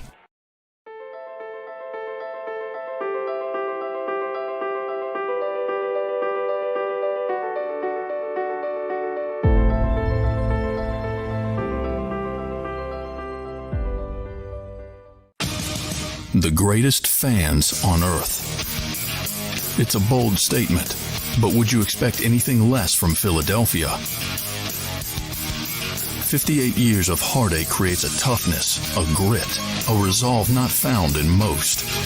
Sure, our prayers were answered, but now that we've had a taste, we're looking for more.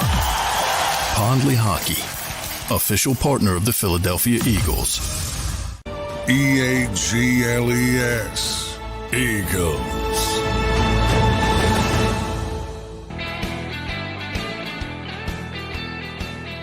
Big Sills National Football Show. Appreciate it. Please hit the like button, by the way. Philly Godfather is going to join us at 5:30 Eastern Time. So Billy Beane, the general manager of the Buffalo Bills, is starting to get a little bit aggravated with some of the people saying some of the things about Josh Allen after 7 years. No question, postseason is the hindrance, and it gives them the avenue to say whatever people want to say about him not delivering the Super Bowl yet. But at the end of the day, when you look at Josh Allen, he superseded and exceeded every single thing that the Buffalo Bills have ever thought that they would find in that kid from Wyoming. And there's no question, everyone knows he's one of the top 2 or 3 quarterbacks in pro football. He's clearly one of the most gifted players that we've ever seen play the position. And according to Greg Cosell, he's one of the most athletic and most physically gifted players that's ever been recruited or evaluated in the history of that position. And the reason that they're hanging around the rim is because of him every year. And personally, I think he's underrated. He's not overrated. He's underrated on what he delivers to a team. When you have a guy that can deliver 4,700, 4,600 passing yards, another 700 yards and 1,500 or 15 rushing touchdowns, and deliver you a conference or a division championship for the last 5 years, I'm not sure, again, we're talking about living in the era of Mahomes and a little bit of Brady in the AFC. You know, Michael Jordan didn't win his championship until his 9th year. And Reyes thinks Josh Allen's Dak Prescott. Dude, Josh Allen doesn't lose to Dak Prescott in the postseason. He loses to Joe Burrow and loses to Patrick Mahomes. It's like losing to Manning and Brady. He's got to win. You're making this too. You're trying to compare apples and oranges, and it's not. Let's just say this: Josh Allen's not losing to Baker Mayfield in the playoffs. He's not. Fly, I like that comparison better. Josh Allen, John Elway. Yeah, I think Josh Allen needs a running game. I don't think he needs another wideout. I think he needs another running back to help take some of the heat off him. Absolutely. Let me put it to you this way, Reyes. Hurts is nowhere in that guy's athletic room. Then again, Purdy's not. Stafford's not. Burrow's not. Love's not. Mahomes is. Lamar is not, because he can't throw the ball like that. Just can't. I mean, you're in an era of great players on that side of the ball over there on the AFC. Winning the AFC is harder than winning the Super Bowl. What team you got to go through? Kansas City, Cincinnati. Houston's now making a move. Indianapolis is now making a move. The Chargers are going to be a player. The Baltimore Ravens are a player. The Browns are a player. I mean, there's no layup when you play in that division. Let me show you something here. Let me show you. Let me give you the Baltimore Ravens. And I want to show you something here about the Ravens. Baltimore Ravens schedule for 2024. Let me show you something here, what they have to go through, and you tell me how you look at the AFC compared to the rest of them. So let's take a look at this. This is just the Ravens. Let's get regular season here. Okay, let's go regular season. Here's regular season. They open with the Chiefs, Mahomes. They open with Mahomes. Got the Raiders, layup. Then they got Dak in week 3 in the Cowboys. Then they got Josh Allen. Then they got Joe Burrow. They got the new Jaden Daniels, okay? Then you got Baker Mayfield and the Bucs, playoff team. Then you got Deshaun Watson. Lay up with the Broncos. Then you got Joe Burrow again. Then you got Russell Wilson. Then you got Justin Herbert. Then you got a layup with the Giants. Then you got Russell Wilson again. Then you got C.J. Stroud. Then you got Deshaun Watson. I mean, you probably got 2 layup games in there. Any team in that AFC North, every single team in that division can make the playoffs.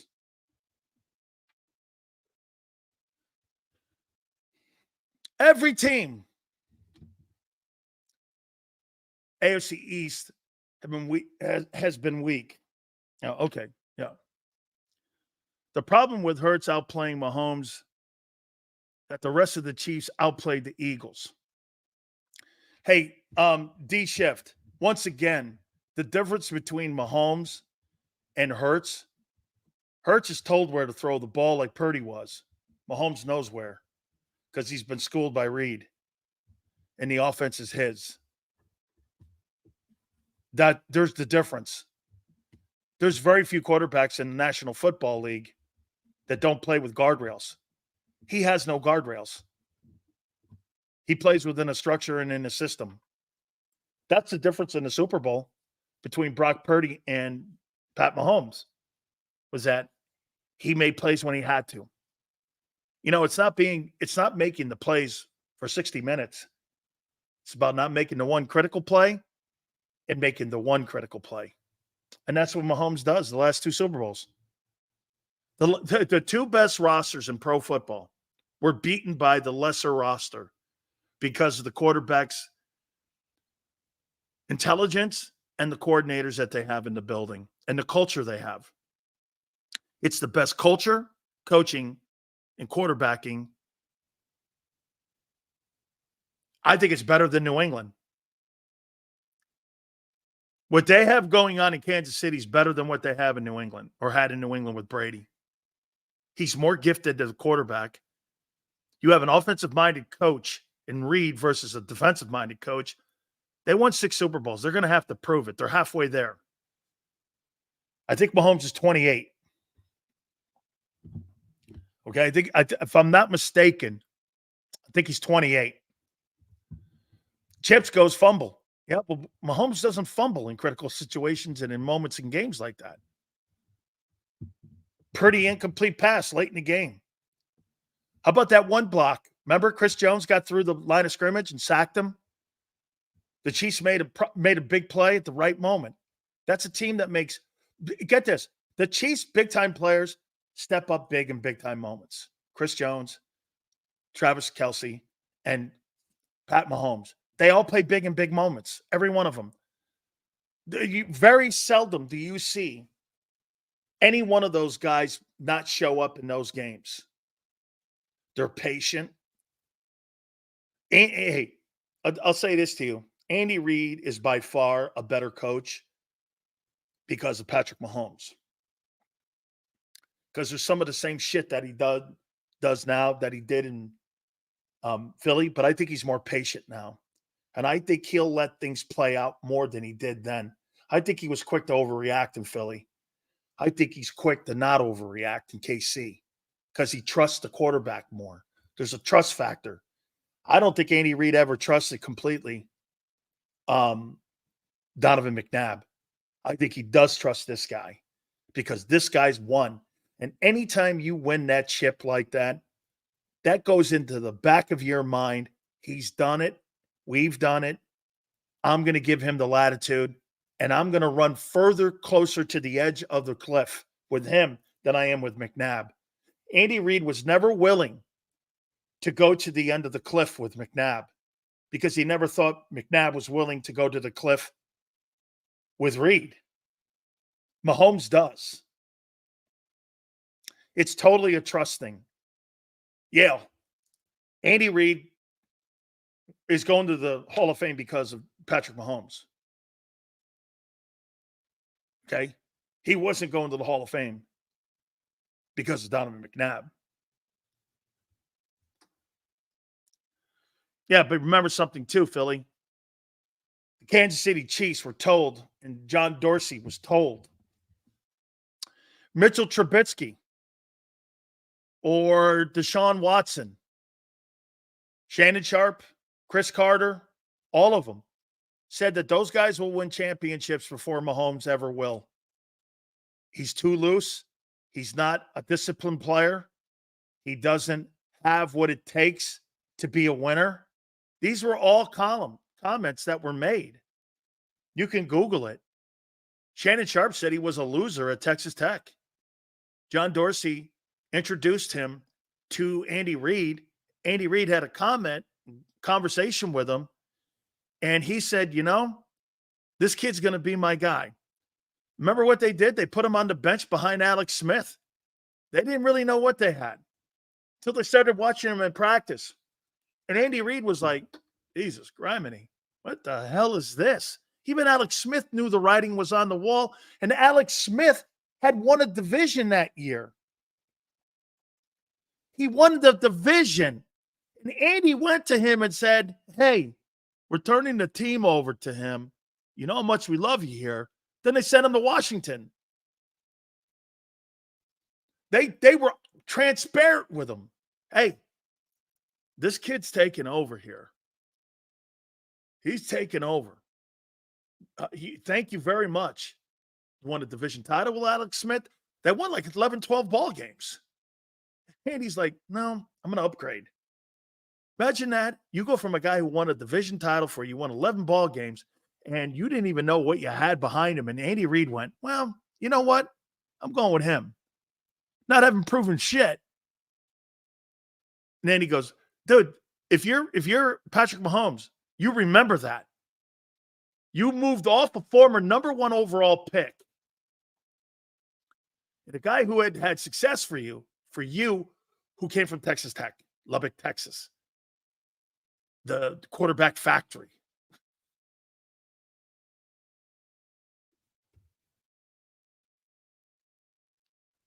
I mean,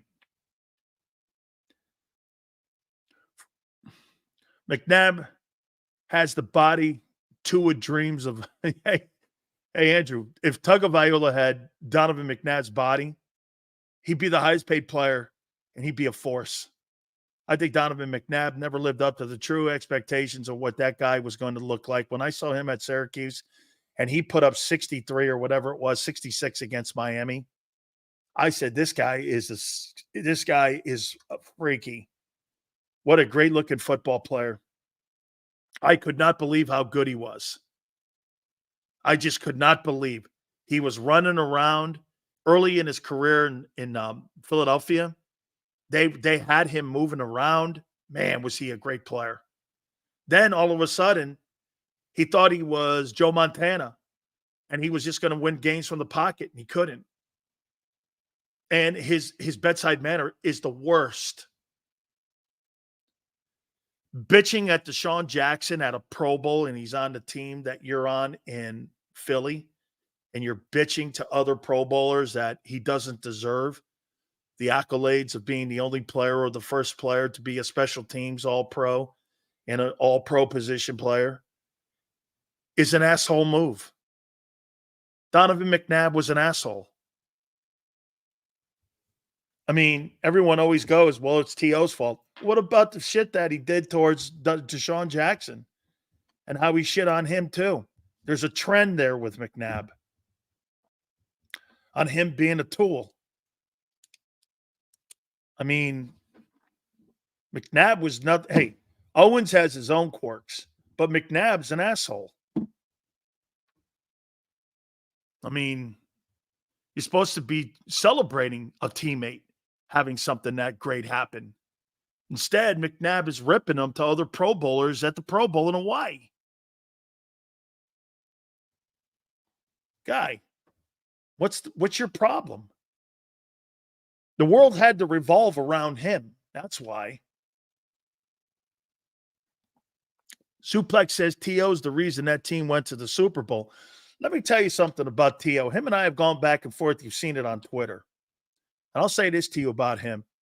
T.O. brought an attitude to the table. And by the way, I heard those guys talking about swagger this morning and how they think that's some sort of made-up thing. That's great for Vic to say that's made up, but I know coaches that have won Super Bowls with swagger. Swagger is a product of hard play. Swagger doesn't make hard play.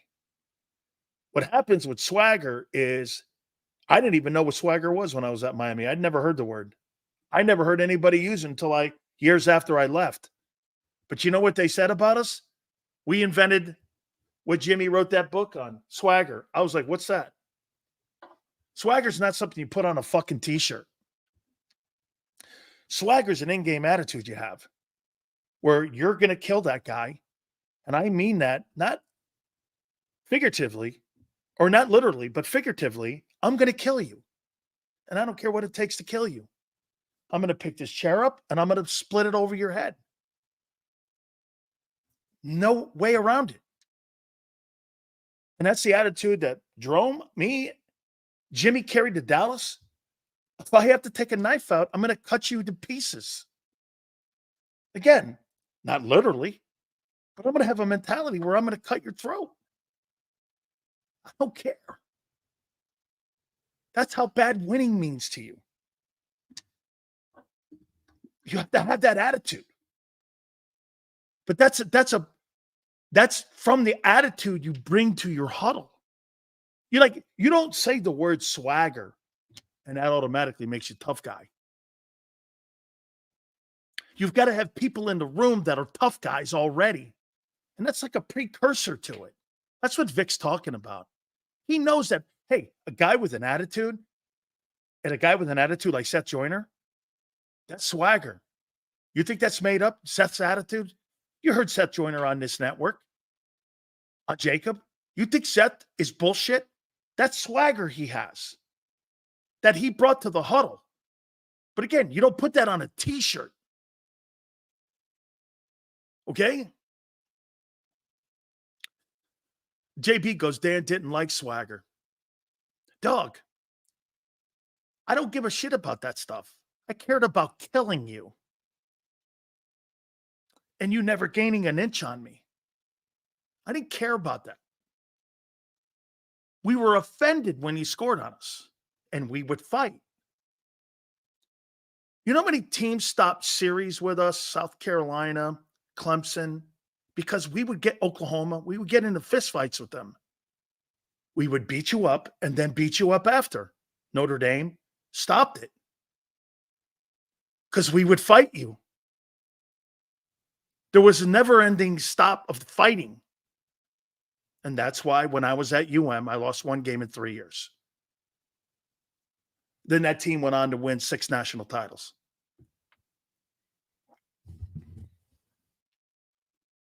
Okay? Oh, no. You're right. This shirt says swagger. It's just to you. It says, I developed a FU when I was young. That's right, man.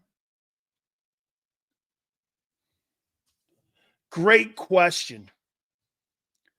Great question. This is not a rip. What happened to that attitude when you went to the Bucks? Great question. Look at this guy. Penn State kicked your team's butt. Well, if you think 120 yards of total offense and 5 first downs is kicking our ass, I'll redefine what kicking ass means. It's a great question. What happened to that attitude when you went to the Bucks? Mentally weak, not being a professional, all me, accountability, allowing failure to hit me, all that. Jalen, it's a shame.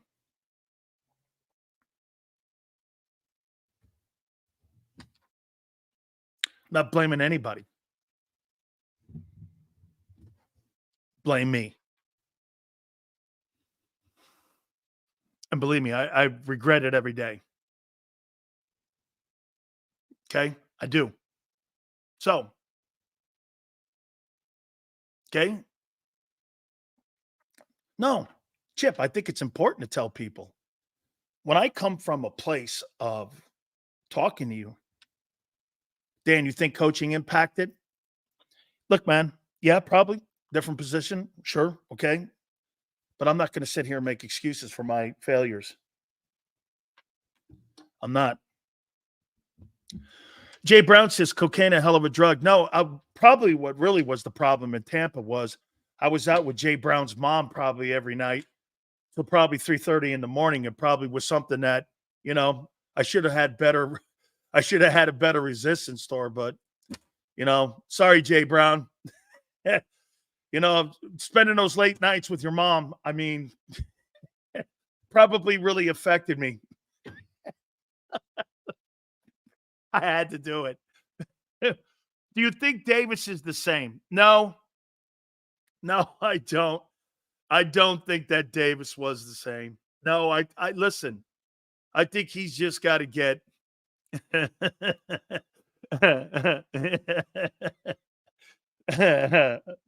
Oh my God! You can't talk serious to a trolling topic, man. Even Jay's laughing. Damn, Sills, that's heavy.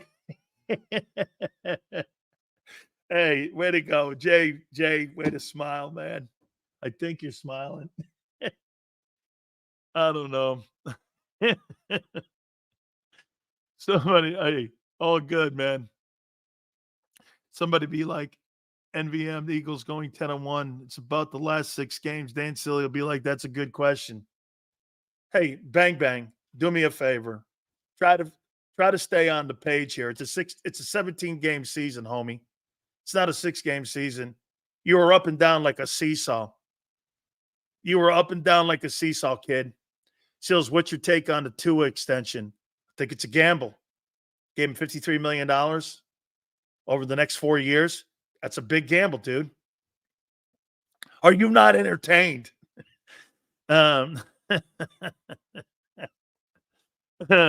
Hey, Jay Brown, I'm sure you have 2 dads. Yes, sir. Yeah, hey, Jay Brown, before I get Philly Godfather on, yeah. Hey, man, I'm sorry about that, man. I didn't mean to bring your mom into this. But, Big Cells, nothing's off the table like Vic Fangio. It's all good. Now, listen. I got to tell you guys, some of the best content on Twitter and some of the best content that my friend, the legendary Philly Godfather, brings to you. You could go on Twitter and he's got this group too, and he's got these boys from all over the country that retweet his stuff, and here he is. How you doing, brother? What's up, Dan? What's going on, man? Hey, man. Okay. Before we get going, how the odds now on Kamala and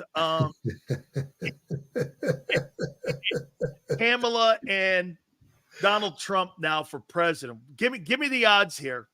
The Republicans are still minus 175 to win it all, and the Democrats are plus 155.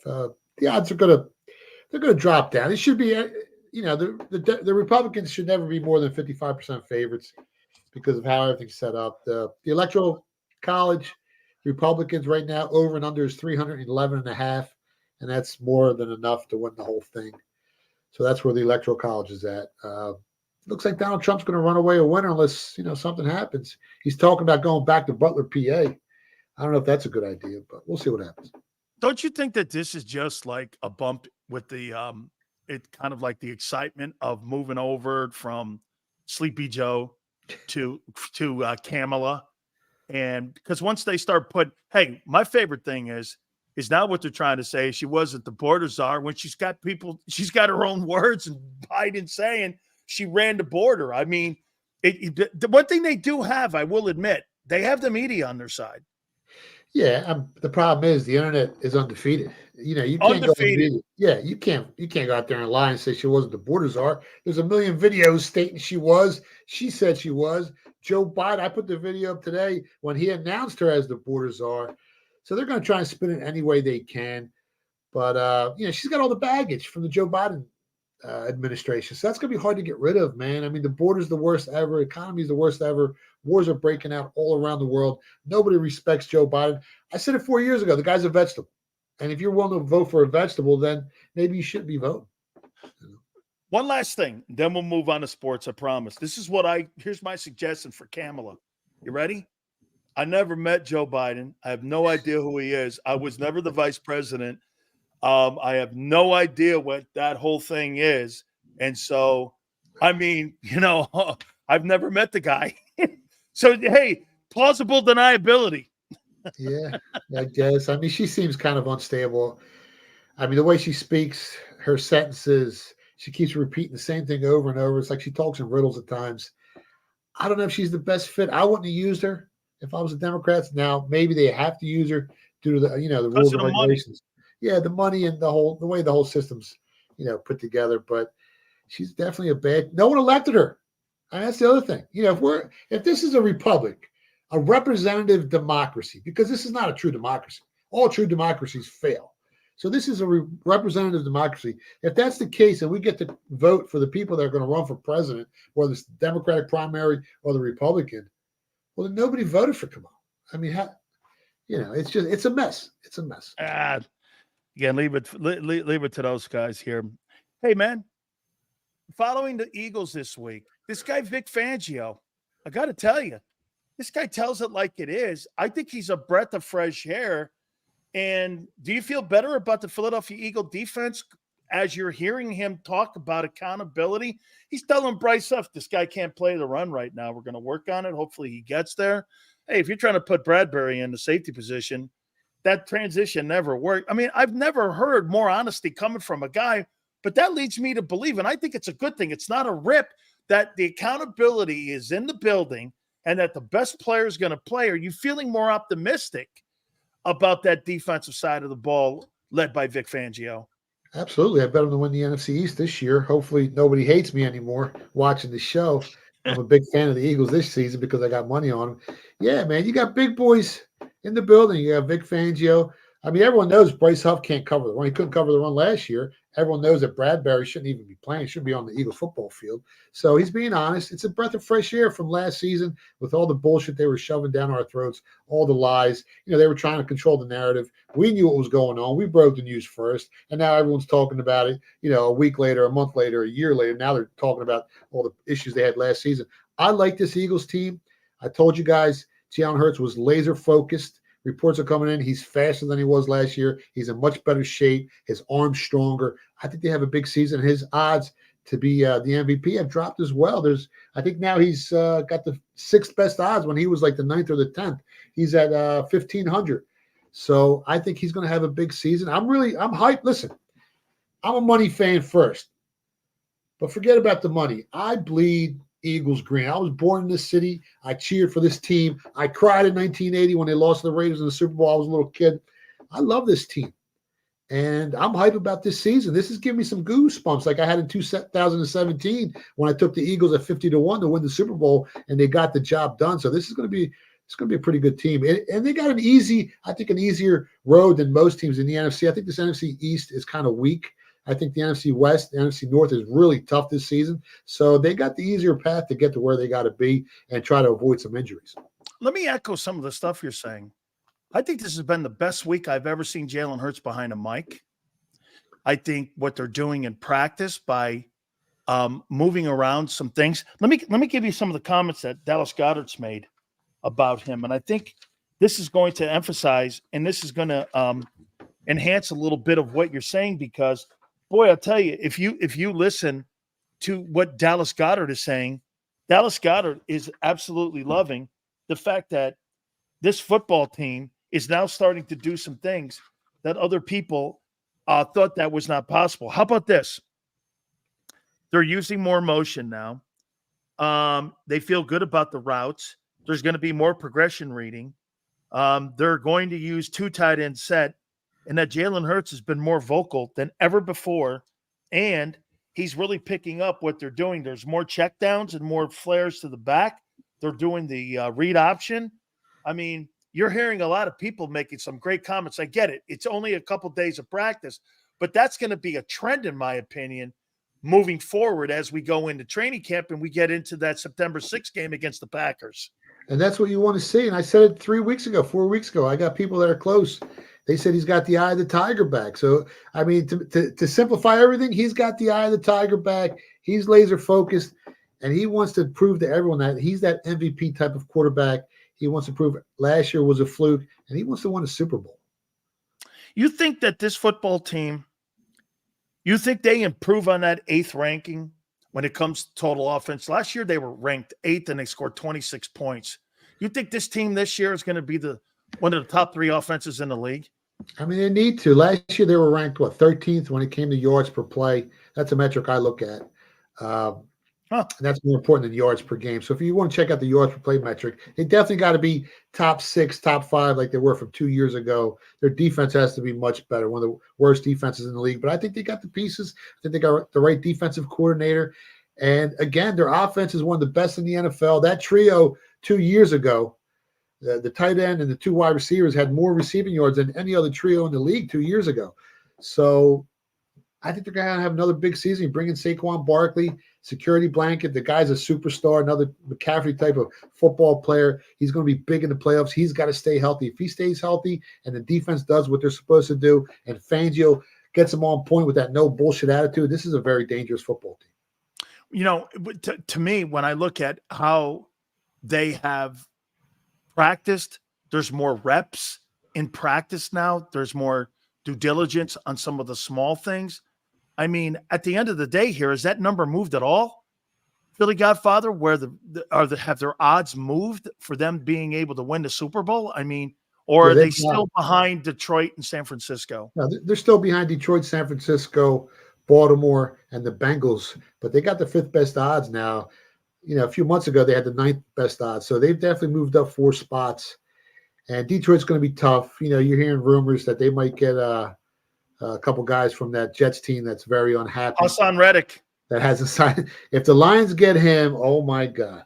Oh, that's a him on the other side of Aiden Hutchinson.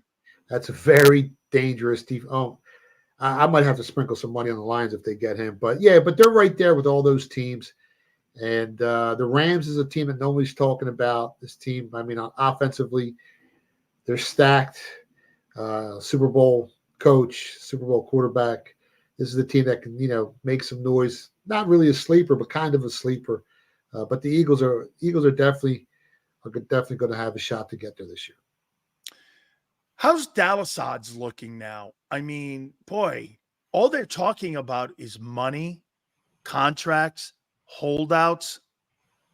I mean, look at this. Now you may get Prince to be a fan here because you know why? You said you're pulling for the Eagles this year now. But give me your take on the Cowboys. Would you put any money down on them at all?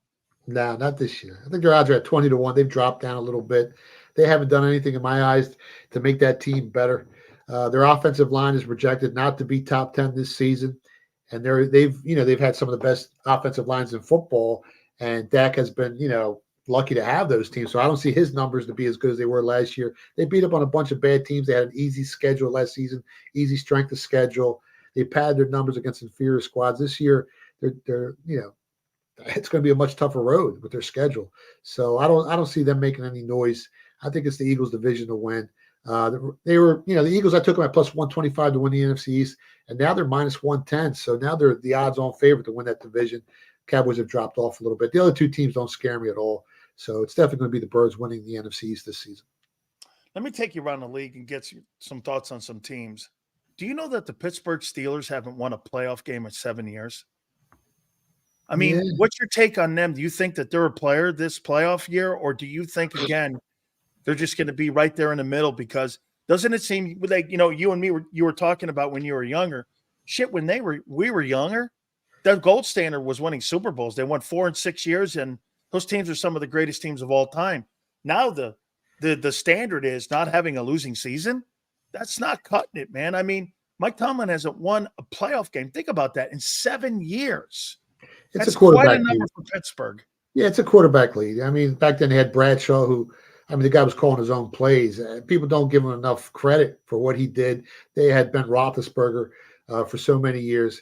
And now they don't have that over there. Now they got an aging Russell Wilson. They got a young kid that might come in and play. Defense is still strong. They play in one of the toughest divisions in the NFL. The AFC got a lot better. Some of the best quarterbacks in the NFL are all stacked in the AFC. So you got to compete against all that.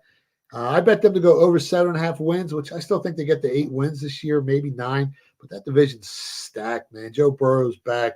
The Browns I'm hearing they're healthy. Deshaun Watson's healthy. And obviously the Baltimore Ravens, who are tied with the Chiefs, expect to have most wins in the NFL this season. So it's a tough division. What's your take on the Jags? How far can that team, and how far do you think they go this year? That division got really tough real quick. The Colts got better. I mean, the Houston Texans, they're right behind the Eagles to win the Super Bowl. With their odds, that team got stacked. Offense, defense. C.J. Stroud, one of my favorite quarterbacks to come out of college. I had them last year going over 5.5 wins, and I actually took them on a future last season.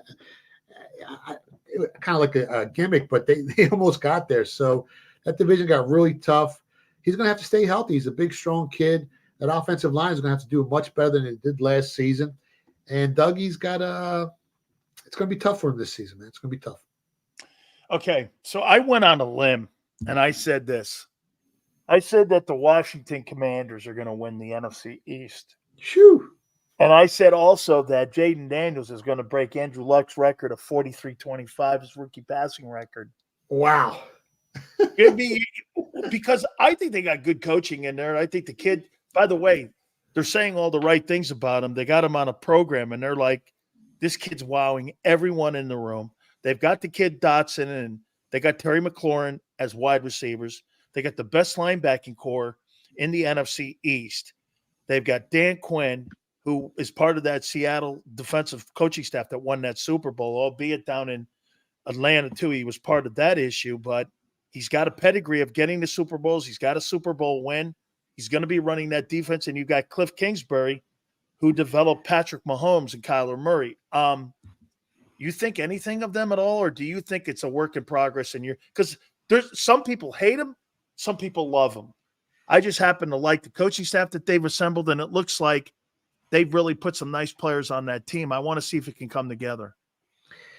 I mean, their defense was so bad last year. They were ranked like 31st. I know, especially getting after the quarterback.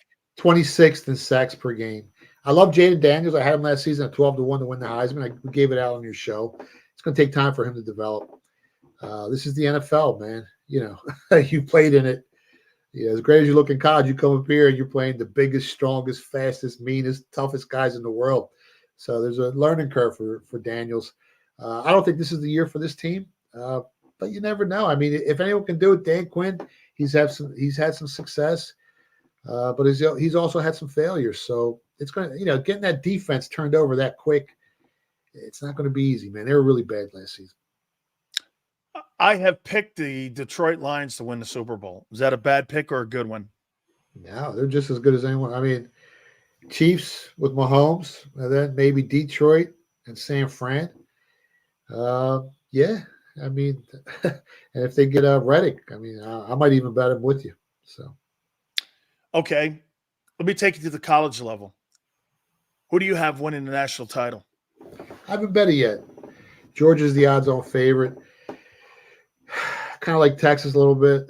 Oregon? Oregon's right there. I think they got the second best odds in college football. Michigan's dropping off. Penn State, they're going to surprise some people. What about Ole Miss?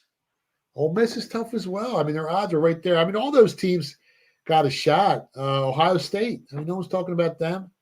But if you look at the two best quarterbacks with the best Heisman odds this season, it's Carson Beck from Georgia and Quinn Ewers from Texas. So you might see that. I mean, but then again, it's kind of why they're probably the two best teams in college football. Oregon's right there as well. Southeastern Conference, again, you're talking about the best players and the best teams that come out of that. But you're taking Alabama this year. I mean, I know you're just starting to get into evaluating some of these teams, but they lose Saban. How much of an impact do you think that is when you lose that guy? That's huge.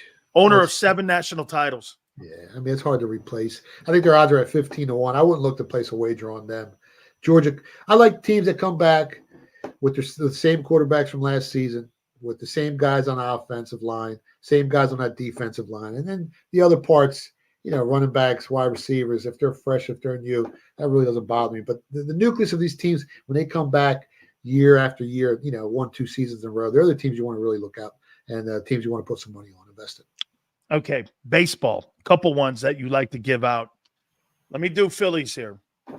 Starting pitching and bullpen once again starting to rear its head again here for this organization. You still hot, or are you now cold on the Phillies as we start to get closer to the postseason here? Where's your take and where are you on them? Yeah, I mean, it's a long season. The cream always rises to the top, but they still got the best record in baseball. They still have the best run differential in the entire league. I think the Yankees have the second best, followed by Yankees, then Dodgers, then Orioles, and Cleveland. So yeah, they're the teams that they're going to be there at the end, man. They're the best teams, best pitching staffs. All these teams have ups and downs, throughout the season. The Yankees couldn't win a game for 4 or 5 games. Now they're coming back. Seattle still has a good pitching staff. They're kind of young. This Cleveland Guardians team, Indians, whatever you want to call them, they're no one's talking about them, but they're just as good as anyone else in the league. So watch out for them. Dodgers obviously are stacked. Otani's, the odds-on favorite to win the MVP. I think now you got to lay 4-1 on him. Bryce is at plus 450. He's the second favorite, but that's that's huge in between. But yeah, they're the teams that beat this season. Do you do anything with with the Olympics? Nah, not really. I mean, right now I'm just reading about every college football team. I'm reading on all these NFL teams. I'm looking at all the numbers from last year. I'm looking at all the anomalies that happened, the aberrations that probably won't happen this year. I'm looking at the AGL, adjusted games lost due to injuries, because that usually flip-flops the following season. I'm looking for predictive indicators that are going to tell me, okay, this team was unlucky last year. They might have lost 4 or 5 games by 1 score or less. They were one of the most banged-up teams in the NFL. Well, that's not going to happen again this season. So even though their record didn't indicate how good they are, this year they're going to be much better, and they might have picked up some more guys to strengthen their production on the offensive line or defensive line. So they're the kind of things I look at. I'm looking for predictive indicators that will lead me to, put some money down on these teams in the NFL or in college football. And that's how I kind of approach the preseason. I'll watch some preseason games, but I'm really looking for teams that were unlucky. Like, 2 years ago, Dak Prescott was one of the unluckiest quarterbacks in the NFL. He was banged up a little bit. He threw all those picks. He didn't have a good season. And I knew he would regress back to the norm, to the means the following season. And that's why last year I bet over 26.5 touchdown passes, under 12.5 interceptions, because I combined that with one of the softest schedules in the NFL. And that's why I placed that wager. So you're looking for, a bunch of different variables that will help you place a wager. And that's kind of how I approach the preseason. Do you think the Indianapolis Colts and the Atlanta Falcons, do you think they fit that criteria on what you just said, that injuries? And because you need to look at the Colts, I think the Colts can make it to the AFC title if things roll right. I mean, they've got a good defense. They've added some personnel. They put another guy on the other side of Michael Pittman. They get Jonathan Taylor back. And if this kid Richardson looks like he did in those first 4 games, they might have something in Indianapolis. Is that a kind of team you're looking at like that? Them and the Atlanta Falcons. Atlanta Falcons were 16th in yards per play metric last season. Now they bring in a real quarterback, bring in some weapons. Defensively ranked 7th in opponent yards per play. So the nucleus of that team is very strong. That's what you're looking for. Teams like that that you think are undervalued in this, in the market, that you're getting a good price on, that you expect to have positive expectations. They're the type of teams that you want to invest in, in the upcoming I'm going to make a bet with you. You ready? This is the final one here. I'm going to make a bet with the Philly Godfather. You ready? I will bet you this coming season that Phony James will not score 20 points in any game that he's in, including a G League game. Phony James will never score 20 points in an NBA basketball game. You want to take my bet? I'll bet you $20. It's that privilege. I might as well just hand you the money right now. What do you mean? It's not even a bet, it's a guarantee. Oh, man. I can't win that. Can you imagine? How did Phony James get in the league? I mean, he's terrible. He's so bad. Well, listen, if I was LeBron, I would have done the same thing. We talked about it before. I know. Get this. My wife goes like this. Wouldn't you do everything you could to get your kid into a professional sports league? Yeah. She goes, now you're shitting on LeBron James. I go, look, it's like, it's like Bronny Manning there in Texas, sitting back there behind Quinn Ewers. I mean, this guy makes $4 million in nil, and he's sitting there for 2 years. I would have transferred. But hey, if I'm making $4 million in nil, Hey, I could be Bronny Manning back there too. And I mean, holy, you're right though, man. Part of me goes, that's so bad. And then the other part of me goes, damn, dude, I do the same shit. I don't know. I just can't believe that the Lakers, I mean, it's the Lakers and the Celtics, right? The two best organizations in the NBA. And he's so powerful. He made the Lakers. I know. I can understand maybe second. I'm surprised they didn't take him at 17. It's just, it is what it is. I mean, and that's why the product, I don't want to shit on the NBA, man. It's just, it is what it is. Yeah. Hold on. I got to do one last thing here for you. So I got to bring this up. So, everybody, and I know, I don't know how much maybe you've done a little more on Caitlin. And I love how everybody has gone out and gone, WNBA ratings are up. Everything is through the roof. Can't believe the numbers that you're seeing there. And I'm going like, wait a minute. They just posted this. So for the games that Caitlin Clark played in, he averaged 1.3 million viewers for every game she's played in. Do you know what the rest of the league is doing? 390,000 viewers per game. So why are you lying to people and telling people that people are flocking to the WNBA when they're not? They're flocking to watch her. She's a needle mover, but they're denying it. She's averaging 1.3 million, 1.2 million people per game she plays, and the rest of them are averaging 390 viewers. She's the cash cow. I mean, just admit it, embrace it, and push it, market it. I mean, she's Michael Jordan of the WNBA. Let's be honest. I mean, that's, you don't get too many players in the NBA or the WNBA that come around like that. She might be a once-in-a-lifetime opportunity for the WNBA to take advantage of, and they're making all the wrong moves. Now, I got a question for you. Good. Would you have paid Tua $53 million a year? I mean, it's all Tyreek Hill. You look at his numbers before Tyreek Hill, 4,600 passing yards. Led the NFL in passing yards. No, but before Tyreek Hill, 4,600 yards in 28 games, 28 touchdowns, 15 interceptions. With Tyreek Hill, what's he got? He's got 7,900 yards, 53 touchdowns, and 22 interceptions in 29 games. He's averaging 195 passing yards per game without Tyreek Hill. That's like, what's he getting paid? $15,000 per yard? If Tyreek Hill wasn't in the building, like, I wouldn't have gave him $53 million. No, you ready for this? He's making $13 million more than Mahomes. Mahomes is making $45 million. You could have got Kirk Cousins for $8 million less, and he's a better quarterback. It's $8 million. He's making $8 million more than he's making $8 million more. And Patrick Mahomes didn't need Tyreek Hill, but I absolutely think that guy needs him. Yeah. Now, do you think Hurts can go down there and throw for 4,600 yards? He can't throw for 4,600 yards in Philly. I know Kirk Cousins would have been a better choice for him. It would have been $8 million. Kirk Cousins would throw for 5,600 yards in Miami. Oh, dude, that guy would have thrown for 50 touchdowns and 5,600 yards down there with them two guys. And so your question, what's the alternative? Dak? I don't know. Anyone else? I mean, would you take Dak over him? I think I would. And you know how I feel about Dak these days, but I think I would, because he's really injury prone too. I mean, he can go out and Yeah. You only hate Dak because you lost a bag of money on him. I don't hate him. I know what he is. In the playoffs, he comes up short.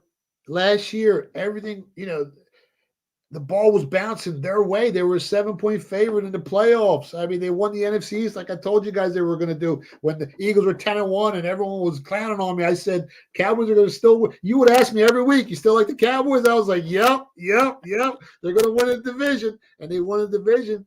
And he just choked. I don't like choke artists, man. I like Jalen Hurts. He's not a choke artist. He may not be as physically talented as Dak, but he's not a choke artist. And he gives you different ways to win. So I like guys like that. I love Mahomes, obviously. Joe Burrow. I mean, one of the worst offensive lines in football over the last few seasons, and you see what he's done. And last year he got banged up, or else you like the new white hair? I don't know about that Eminem look, but if it gets into the Super Bowl, I'll love it. I got futures on him. So. Oh, believe me, I'll be calling his ass Slim Shady Slim Shady Burrow if that guy ends up doing that. Philly Godfather, tell them how they can find you. Yeah, you can find me on Twitter at Philly Godfather. You can stop on our website, thephillygodfather.com, every Friday. Greatest show in the world, the Dan Sileo Show, right here with Big Sills. You got it. Godfather, thank you. Catch you next week, brother. You got it. All right, folks, we're going to take a quick time out. Keep it here, National Football Show.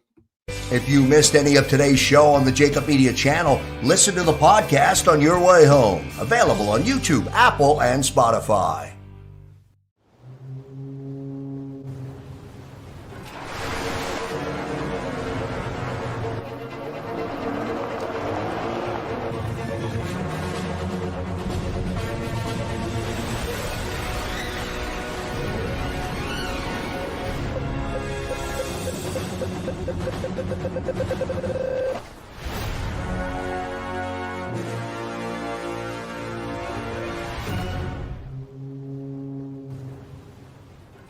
Heading down the shore. Have a ball once more. Here, imaginations run wild and time stands still. Because here, you can find the best of the Jersey Shore, all on one 5-mile island. So leave the old you behind and get lost in the woods. Wild, wild, wildwood day. Plan your stay in the Wildwoods today. They're carving them up and good play calling along the way. First and goal at the 6.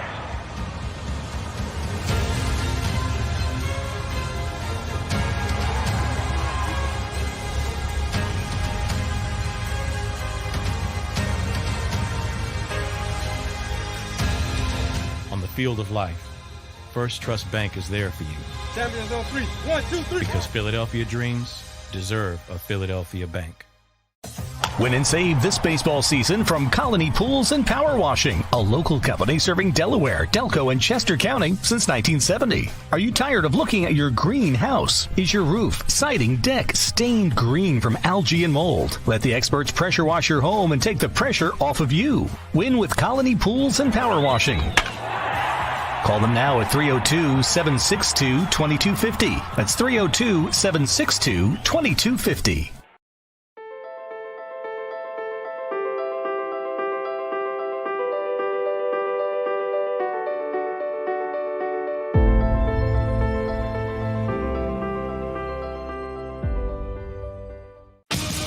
The greatest fans on earth.